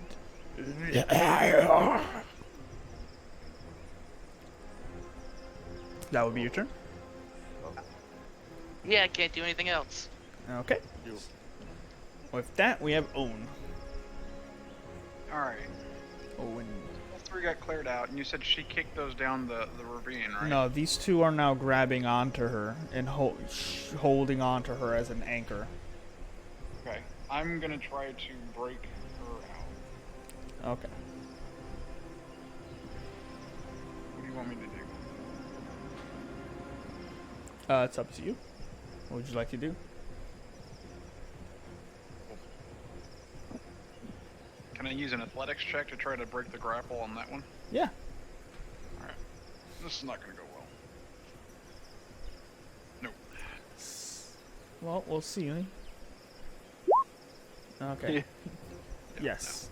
You grab at the zombie, and it's holding onto her arm, and she's grunting and she's trying to push them off her, but they have both hands locked in. You grab onto them. You're gonna have to move. You would have to move closer to do so. So I'm just gonna move sure. the character Yeah, over. But you don't break the grapple. Anything else you'd like to try? No, I don't think so. I can reach just about everybody from where I'm at. I'm more worried about us losing a guide. They've got this handled up here, unless they tell me otherwise. Okay. And then I mean, I would like to take a look around, but I used my action already to do a skill check. Like, I would like to know where those arrows are coming from. Okay. What's your passive perception? It's 11. Okay. It's hard to gauge at this point, especially in the heat of the moment. But you might have a chance to check around the end of your next round. Okay. Okay. So with that, Owen's turn will end trying to help out Azaka. But a couple of arrows fire out again from the fog of war. And while they're still stealth, we have an 18 to hit on Doldir. That hits. Okay. That will be 7 points of piercing damage. As an Where's the arrow. role playing there, Doldir? Yeah, Doldir runs over and gets a nice big whiff of zombie stank. And as he does, he takes a big sneeze and then an arrow into the arm. With that, we have one more. This one will fire towards Belhador. It's going to be a natural 20, but not a really good hit. It's only going to be 5 points of piercing damage. Who's that attacking? That was attacking you, Belhador. Okay, so 5 points. Yes. The points I gained back are gone. Sorry about that. I'm looking pretty hurt. You're mean. You're a mean person. But at the top of the round, 3 of the zombies have fallen. Azaka is engaged with Owen right now to deal with zombie threat in this sort of highland area. And Doldir has run over to help a bit. There seems to be some action or arrows coming from the fog of war. It's hard to tell where from, but some of them are starting to hit now. But you still have those Albino dwarves who, one of them takes a jump out of the net, lands on the ground, and starts wrestling with the zombie in front of him. This one jumps out. And as he's wrestling, they start to grab at each other and try to wrestle each other out. However, Eku is going to cast Cure Wounds on Doldir. Doldir, you heal for 6 points. As Eku, I'm going to remove this. It's in the way. Doldir, you heal for 6 points as Eku comes to heal you.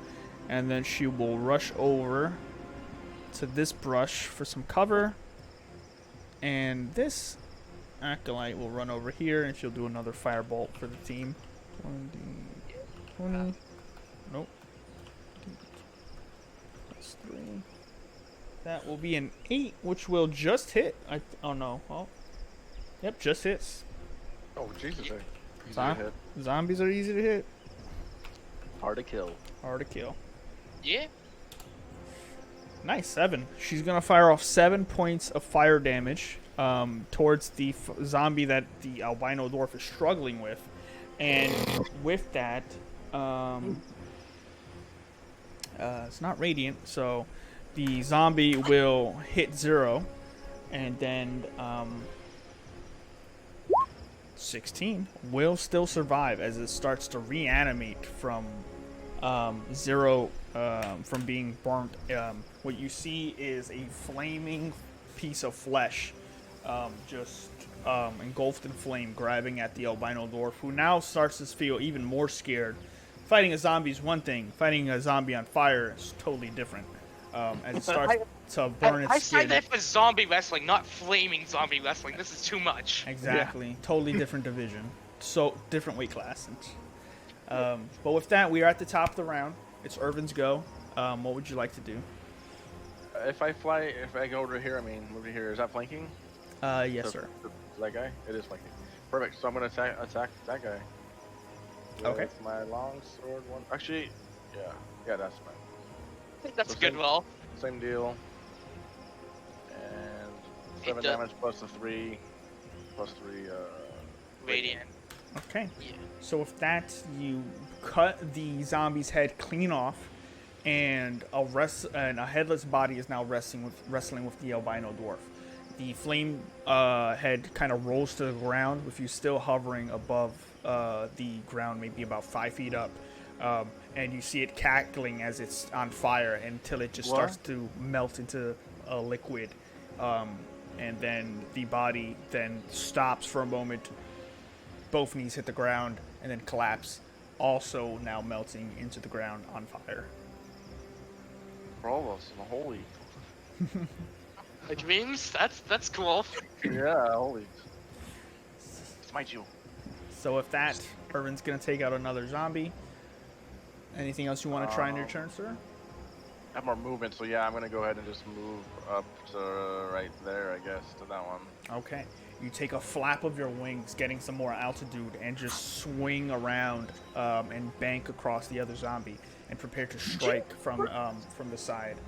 Oh, you got that reference? Thank you. Jeepers, creepers. Yeah, fuck that guy. So now, with that, it is going to be Doldir's turn. I'm gonna move right here. Okay. Gonna hit him up with them thoughts and prayers. We're gonna do the zombie that's hold on. That's in the way because I gotta scroll down a little. Mm-hmm. There you go. The one I'm gonna be attacking is this one. Okay. With the advantage, thoughts and prayers. 16 to hit. Gonna be 4 radiant damage. Okay. That's gonna hit. 4 radiant damage will push the creature back, but he doesn't immediately break the grapple onto Azaka. All right. Go ahead with my offhand weapon. 25 for crit. Okay. Jesus. That's 9 radiant, I'm assuming. 9 radiant damage. The second hit, you crack into the zombie's face, and its head snaps to the left and unhinges itself. And now what looks like a jittering set of teeth that you'll wind up, its mouth just keeps on just snapping, just trying to bite continuously, almost like you've severed a nerve or pinched one, and all its mouth is doing now is trying to bite just furiously in place. The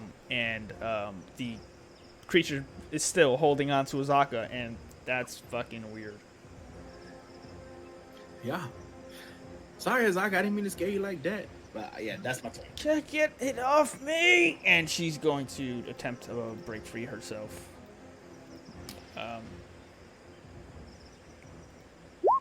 16 versus 2/14. Either would have been bad, but this zombie is going to be kicked off, ungrappled from her, thanks to Doldir's efforts. But that will be her turn. Yay! Zombie's turn, right? Mm-hmm. The zombies, the other one still attached to her, will take a slam at her. Not with advantage. Oh, I rolled initiative. That's not going to help. He's going to roll a 19, which will hit her for 2 points of damage as she gets punched in the face. The second one will start to slowly climb back up and grab at her foot. He's going to take a slam. Natural 20. He grabs onto her. She takes 10 bludgeoning.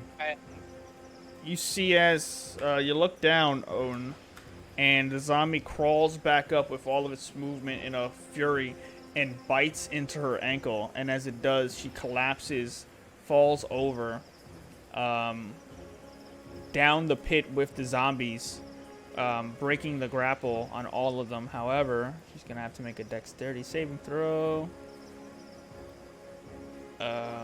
Please don't lose the guide. How many zombies are down there? 2. Just the 2 that you see for now. There's 2, and she does make her dexterity saving throw. She doesn't go prone. She falls down there and then immediately rolls back to get up onto her feet. She's not looking so good right there. But the other 2 zombies, 1, 2, 3, 1, 2, 3, start moving towards you, Irvin and Bellador, and that will be their turn. as they shuffle closer. Beldor, you're up, followed by Own. So I can move the hex to the last zombie by the tree there, Okay. and then I shall go there, and I'll attack with advantage, right? Yes, sir. That will hit. 12 to hit. It's 8, 1 second. That's 8 plus 5, that's 13 damage in total. Okay. You bring your blade and cut down one of the legs. You go towards the left leg, slice it off. It sort of stays in place as the zombie hops forward and then turns around to find its missing leg. It looks down at the ground and then goes and snatches it from the ground like it dropped its wallet. That's all I can do.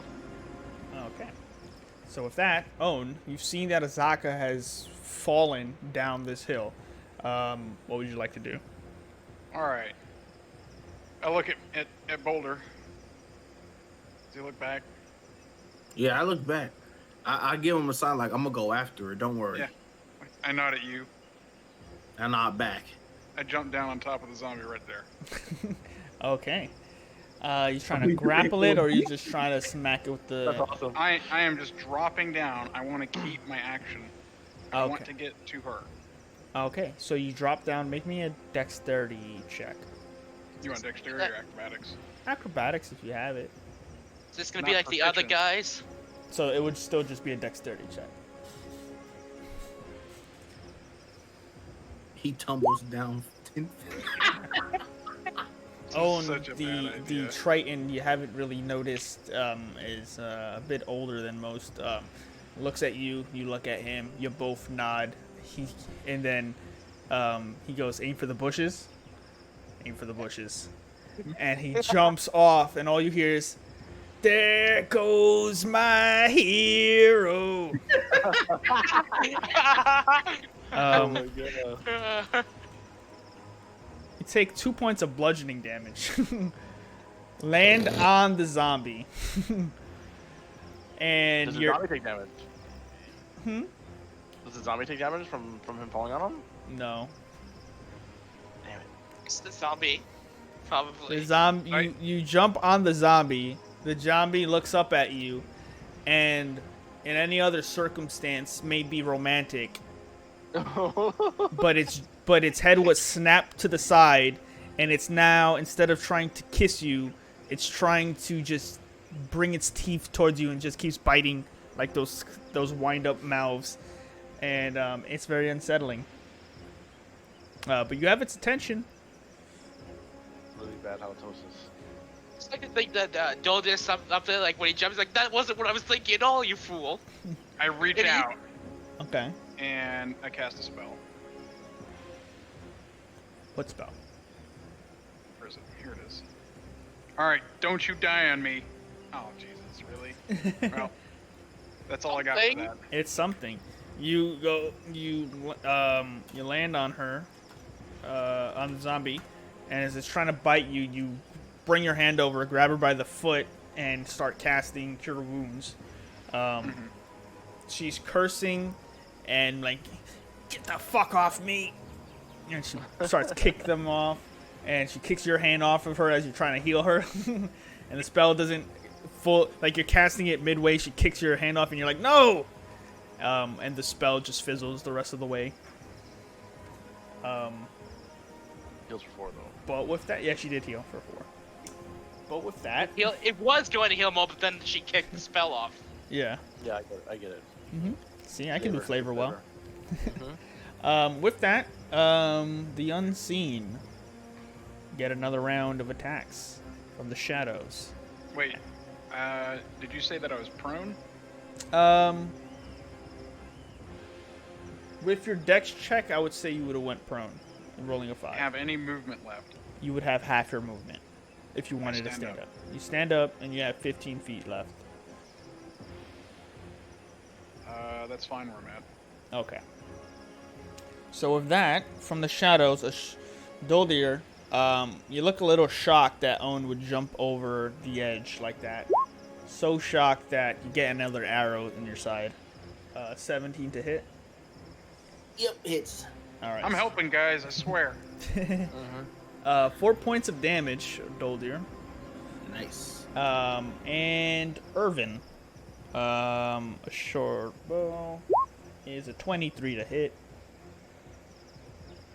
It's an advantage? As long as they are stealthed, they have advantage. Ouch. Yeah, that hits.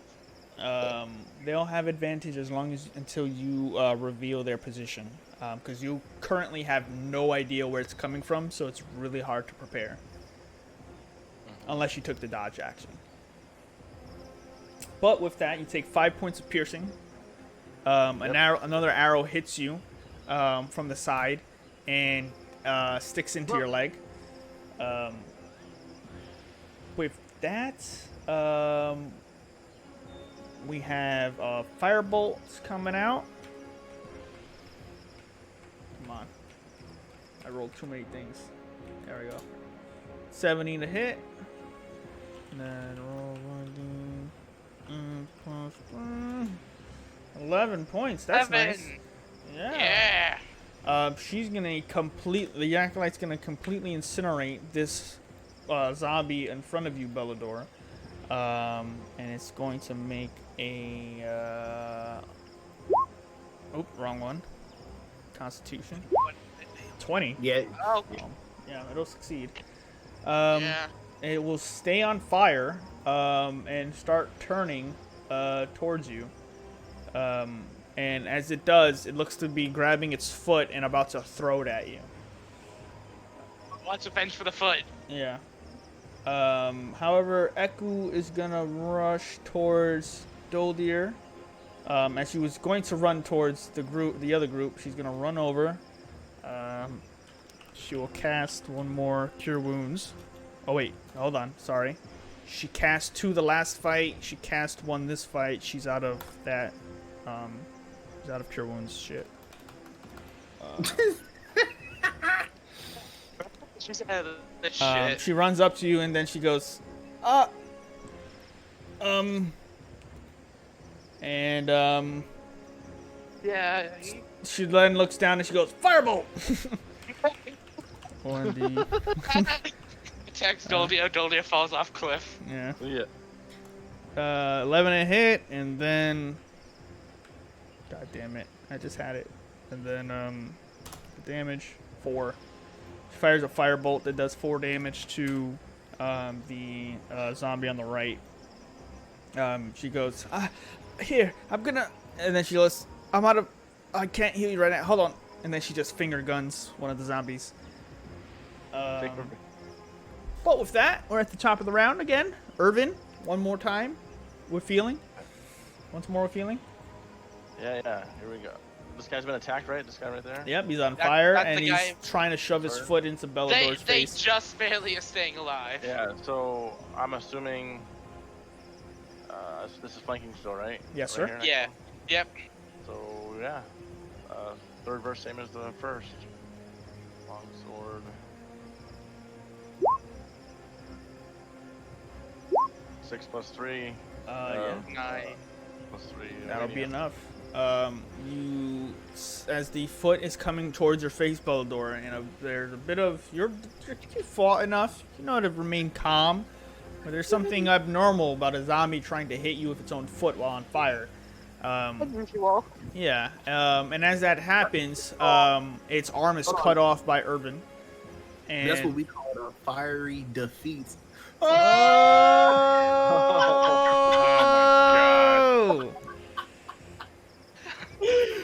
Oh. All right, you can take a point of inspiration.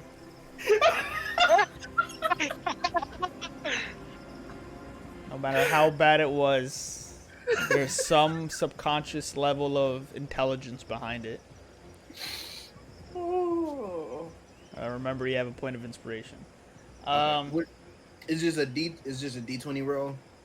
You can grant yourself advantage on a roll of your choice. Okay. Oh, that's cool.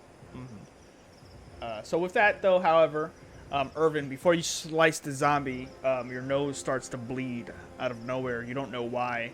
You get a small headache, and then you cut down the zombie.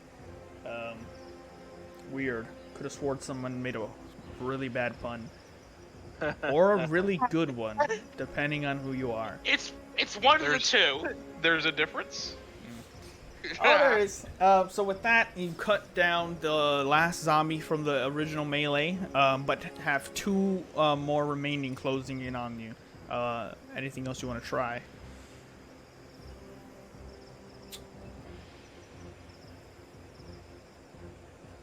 I don't have any action. Like if I were to fly up to see what's shooting at us, I couldn't do that. I right? mean, You've used your action to make an attack.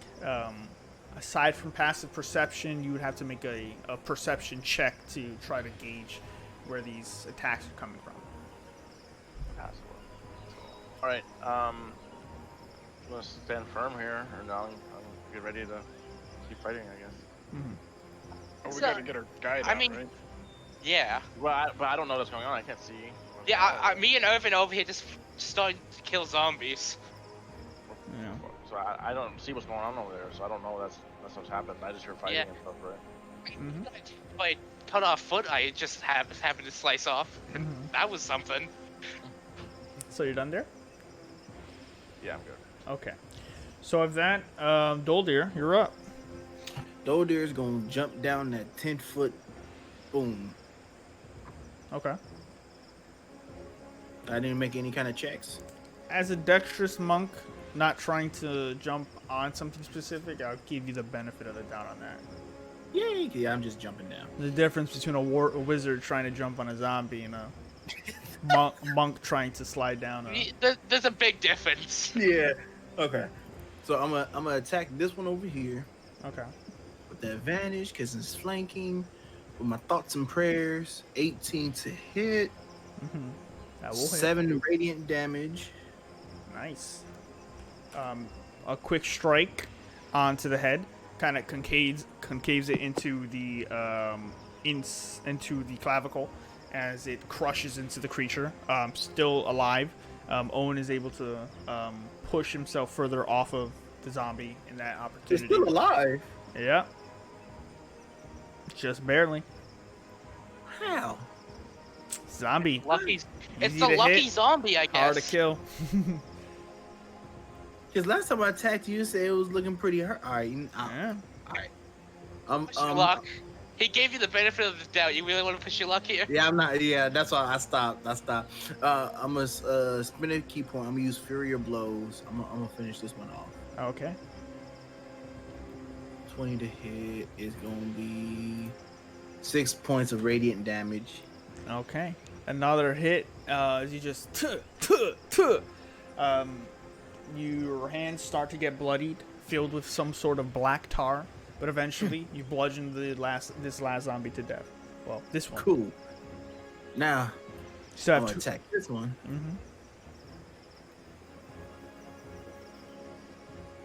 That'll hit. 22 hit.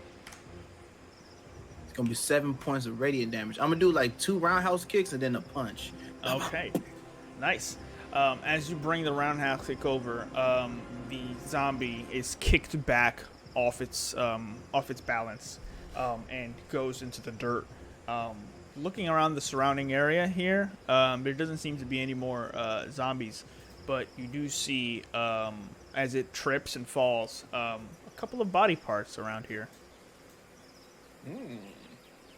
Body parts. With that, we have a couple of zombies that want to take some bites before they go out. Yeah. One towards Doldir. That Missed. will not hit. One will walk over to Bellador. I was praying to God, hoping it wasn't over 16. 19 to hit Bellador. Yep. That'll hit you for 3 points of bludgeoning. And then 1, 2 will attack Irvin. And that'll be 16 to hit. Miss. With that, the final one hits Bellador. The other tries to grab onto the angelic figure, who just floats up about 5 more feet before descending, dodging the couple of grasps, the attempts of trying to grasp at him. Quick. And with that, we have Bellador. You're up. You have a new zombie on you, fresh, right out of the gutters. Looking about, you don't see any more, but this one is starting to block your vision, getting too close to you. That's the hex and an attack. Same strategy that's been working. Okay. 19 to hit. That'll hit. 11. Nice. 1 second. Oh, sorry. Ooh! I did it wrong. That's 17 points of damage. Jesus. With this, the zombie rushes forward, tries to bite at you. It hits your arm. You push it back and slice its throat wide open. A spray of black tar comes out briefly and then just leaks onto its chest. The head rolls back, still dangling around by some of the meat attached, but very, very hard. That zombie is going down. That's all I can do. Okay. Except wait. I'll move here to try and help out Owen if he attacks the other one. Okay, nice. And that way. And my turn there. All right, smart man. Well done. Now he'll give you the flanking benefit on the other zombie. Yeah, because I was on the other side of you, so that wouldn't work if you attack the other one. Exactly. So with that, however, we have Own, who gets up, looks about. Doldir slides down, walks over, and just walks over to the other one. Roundhouse. Yeah. Dwarf showing off as always. Yeah. Dwarf doing dwarf things. Sure, whatever. Fucking. Speaking of There's dwarves, what are they 9 dwarves health doing? to Dolder. Okay. Oh, And I'm gonna scoot one closer to kind of protectively hover over the guide. okay. I'm assuming my passive perception does not help me still, so that's probably going to be the end of my turn. Where are we at, Irvin? You guys doing okay? Oh, zombies over here. So Doldir, he does heal you I'm a bit beat up. for 9 hit points. I get Yep. for 9 hit points. Yay! Woo! I was gonna say, let him have his moment. He needs a morale boost after the T-Rex. Owen walks over towards the other zombie and lazily just waves at Doldir, and a healing spell washes over him briefly. Is that how you feel, dog? All right, It's unbiased. I'll try better. But with that, we're gonna take a couple more shots. Or actually, Yeah, one's on the nets. They haven't done it in a while. Helen over there, because there's still zombies down here to attack them. Are they all like running scared? we need one towards Irvin. 22. 22 on both rolls. All right. Takes 4 points of arrow damage. And the second will hit Eku. See if she's getting there. She's chilling. She's chilling like a villain. 17 will hit. She'll take 5 points of piercing damage. An arrow will shoot out at her. It'll stick. Shoot right into her left arm and stick. She'll call out in pain briefly, and grab at the wound. And with that, she will. What else has she got left? Kind of want to save it. She's going to back up 5, 10, 15, 20, 25, 30. And then she's gonna go prone behind this bush and wait. The Acolyte will run over to here and cast a firebolt. 20, plus 3. That'll be a 12. That will hit. 1d8 plus 3. 8 points of damage. Nice. Acolyte's on fire. Or the zombies are, because she's going to hit for a firebolt. He has to make a con save. That's a 5. That will not be enough. Yeah. So with that, this zombie over here will be incinerated. And we join the top of the round once more with feeling, Irvin. Fifth first, same as the first. Are these dwarves doing anything, or what's up with these guys? These dwarves. Oh, sorry. Remind me. The last dwarf will jump out of the net, join his companion. They'll look at each other, dust each other off, and they're going to rush over, and they are going to both. Let's see. I had their character sheet. Yeah, okay. They are going to make a grapple check with advantage. 17. 13. They rush over past you, Irvin. Go towards the zombie, grab it by both arms, and start stretching it. And as they start stretching the zombie, it stays in place, trying to wiggle its way out of it. But both dwarves in Dwarvish call out towards you, expectingly waiting for you to, have at it while it's can't move. And they're just going to hold it down. One away twice. That'll hit. 7 plus 3. Okay. Radiant damage. Nice. With that, you'll carve into its clavicle and start cutting it down the middle. The radiant energy helps you slice through it like butter, but it's still just standing.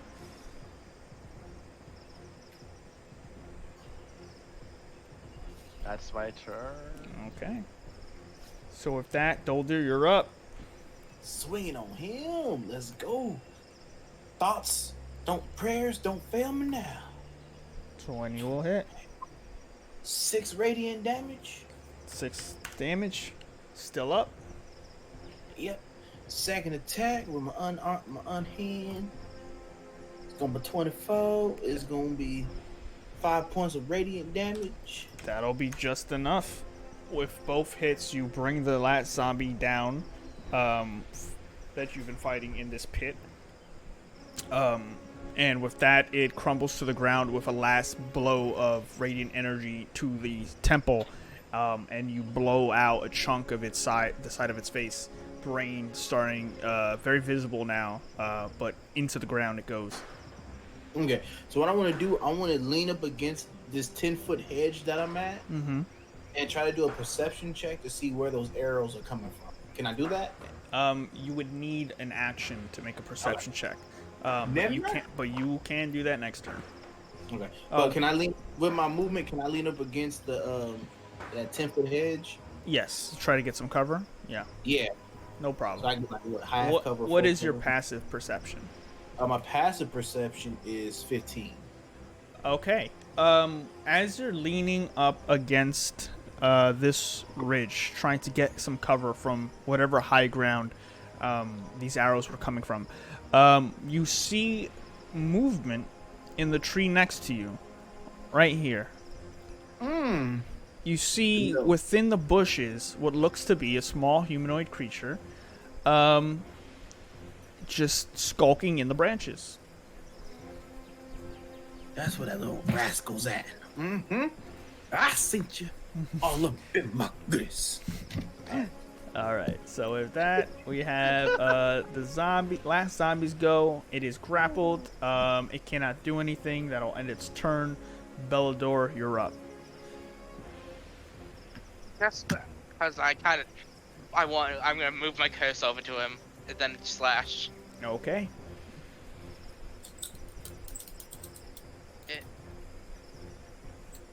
9 plus That's 13 damage. Okay. 9 minus 4. So with that, it's got to make a Constitution saving throw as you slice into it with your Windsinger's blade. Bless you. That's a 9. The damage was 14 in total. It will. So 5 plus. So that's gonna be 14. How much damage did you do? 13. So it's just gonna succeed. On the save. It's at 1 hit point still. You've all ganged up and sliced through it, but it's still standing. With that, would you like to move? I see. Yeah, nah, I'm good. Wait, I don't really. Do I know which direction the arrows are coming in? Not really. What is your passive perception again? 9. No. Yeah. Okay. You don't see anything. Yeah, I know that. Yeah, looking around, you don't see anything happening, and it's a little unnerving, but I think I'll just move here just because I can. okay. So And that's it. all right. So with that, Owen, it's your turn. Doldir, if you want to use 3 of the seconds you have left on your turn to convey anything. Yeah. Guys, there's somebody in this tree over here by us. Oh, Huh? Okay. are they the bastards that's been shooting us? Something That's- in the tree. That's pretty much all you got. Yeah. Is it revealed? Do we know what this thing is? Now? We know something's in a tree near them. That's All as much you as we hear know. is a voice from Doldir from across. You don't even see Doldir, and you're like, "There's something in the tree over here." Okay. And you're all like there's engaged a lot with of this trees. zombie you're trying to, Negan Slugger. But Owen, you being not near Doldir would be able to distinguish at least that there is a creature in this tree. Can I see the creature? Looking up, give me a perception check. Is that gonna take my action? No. Okay. The difference is with this, Doldir has triggered you an ability, a moment to check for free. Is basically what's happened. Him distinguishing that there is something in there is giving you an opportunity to see if you can actually see it. And a natural 20 will definitely show you a little Batiri and goblin motherfucker right in the center of the tree, looking down at you, just all like. Bitch. So yeah, you see him clear as motherfucking day, especially from this angle. Less branches in the way. How does she look right now? She looks alive. Okay. She looks stubborn. She gets up, cursing, dusting herself off. A couple bites and bruises, but she's standing up. You good? I'm good. All right. Now let's go get that little brat.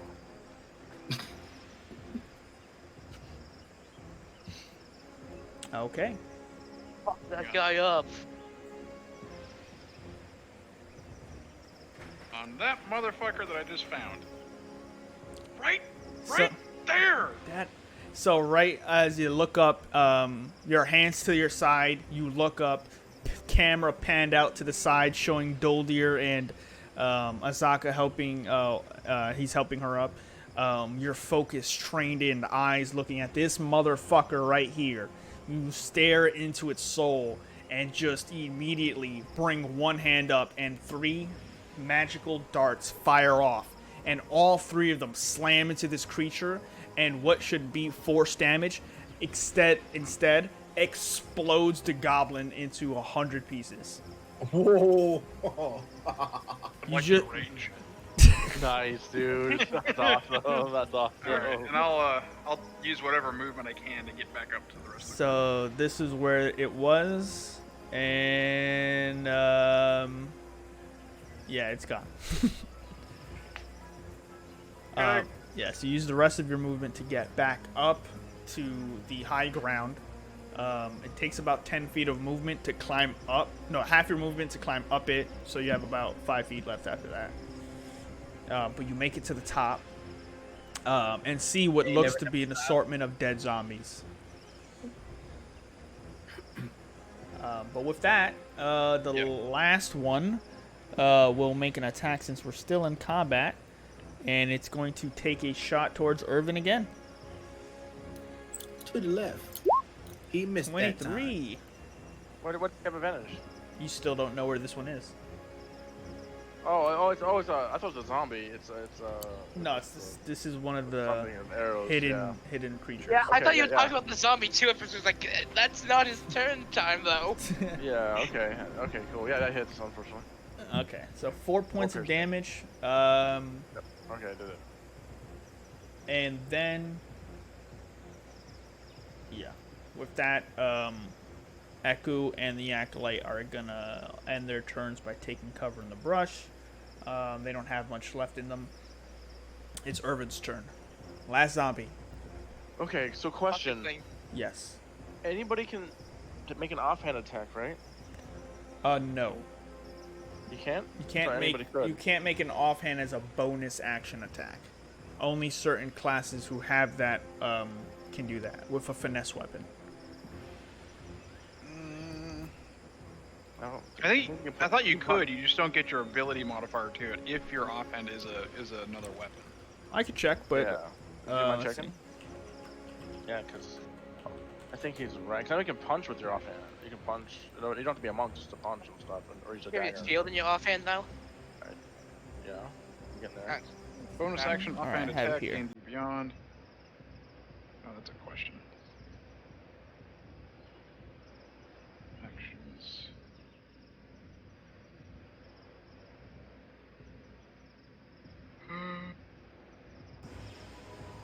So it's here says you can. The only difference is you do not add the damage.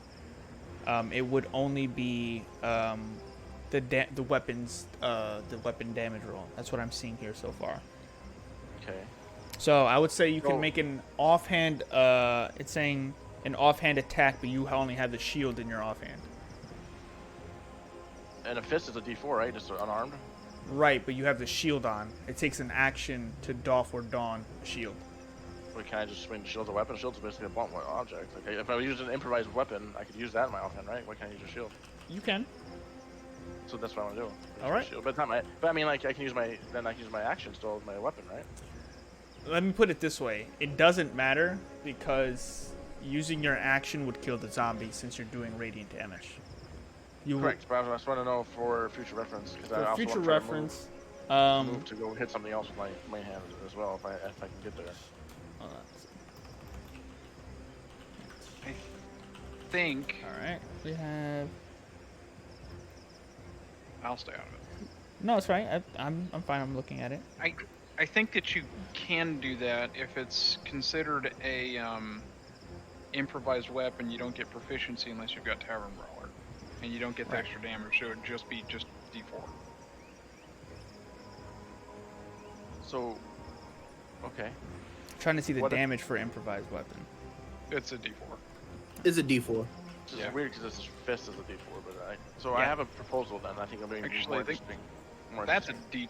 D2, I think, unless you take There's also thing with the D2. I thought. That's just flipping a coin, dude. I didn't make the rules. No. I think it's to say, hey, level 1 monks, you know, there's a reason to punch stuff. It's better than somebody else doing unarmed. You know what I mean?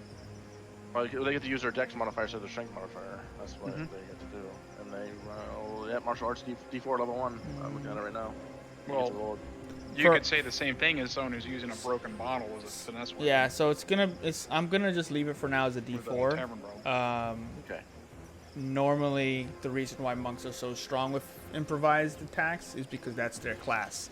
They scale with it, and they can add proficiency. And their ability score. So for now, I would say Yeah, the that's how shield you would do do a it now. D4 base. Okay. So then I roll. We'll look into that later. What do I roll for an attack though? Same. So to use a bonus action attack, it has to be accompanied by a main action attack. that is what you. So you would have to use your action to do an improvised attack, or your action as a main attack, then bonus action improvised attack. Okay. It So I might has as well to just be do accompanied. my main. Okay, I'll just do Yeah. the main attack first, I guess. Then. Yeah. So 15 will hit. All right. And then 8 plus 3 radiant. Yeah, so that will finish off the last zombie. But yeah, so what you'll do is you'll bonus action offhand attack. It'll do a D4 if you hit. Okay. Just remember that it's just a D20 roll. It doesn't add your proficiency bonus. So it would add strength only, I think. Okay. Sounds good to me. There's more things I can do. Okay. So I had to use my action to attack. I killed that then, right? Yes. Can I fly up? And I'm gonna fly over here so I can see what's going on with everybody else over here. Where did I go? 5, 10, 15, 20, 25, 30, right? Mm-hmm. And then... So you strike down the last zombie that's being held by the 2 albino dwarves. The zombie goes slack in their grasp and they eventually drop him. You fly over and you see Zaka, Doldir, Own, and what seems to be an assortment of guts and red mist onto the ground and sprayed across the tree. Yes. So wait, I'm proficient with shields though. Like it says proficient with shields. It's like in my. You're using it not for its intended purpose, though. Right. Improvised I attack is like I have a pickaxe. I It get it, doesn't I have get a damage die. I'm gonna use it to skull this motherfucker. I have an interesting proposal that I think will make it, like I said, interesting. If you're willing to listen a second. Okay. What if we let it, where I get to use my proficiency and make it a d6, but whenever I attack with my shield, I lose the AC for that turn.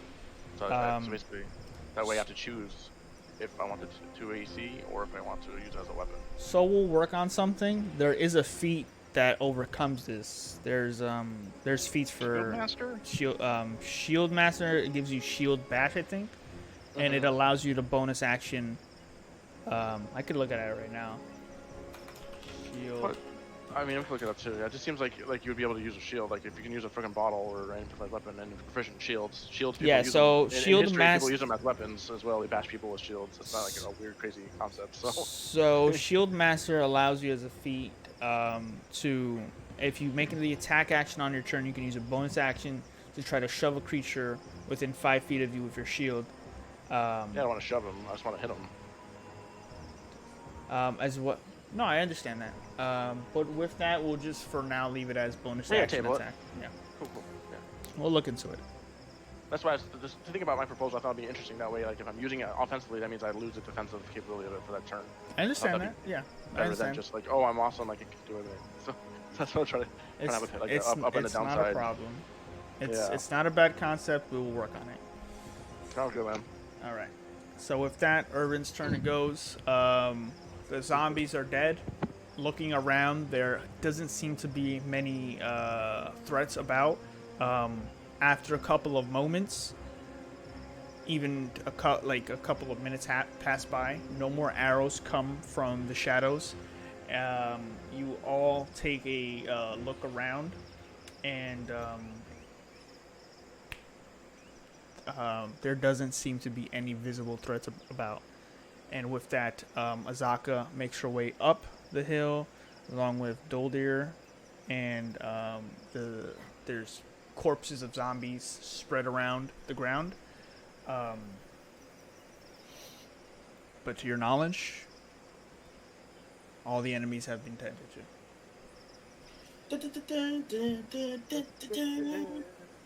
Whew, that was a nice workout. Yeah. Isn't there another guy firing arrows?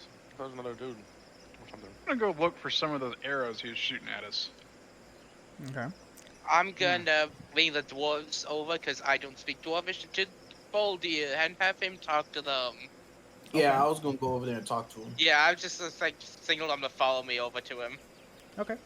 So you bring the dwarves over towards Doldir, and he moves over and makes Misia about halfway, and they speak a very different dialect than what you're used to,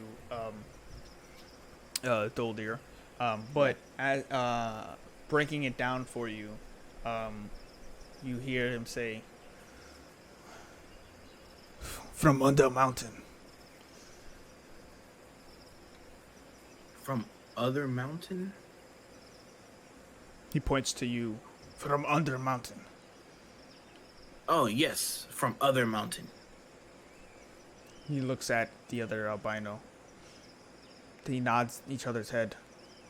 And they extend their Beastmaster arm shake towards you. I grab it or try to shake their hand. They nod and they go, follow home. Thanks. Welcome. Hey guys, I think we might be able to find a safe place to stay. Okay, is it far from here? Is it in the right direction? I'll ask him. Far? Long distance? Shakes his head. So no. Points No, forward, it doesn't. points to, a bit southeast from where you're at.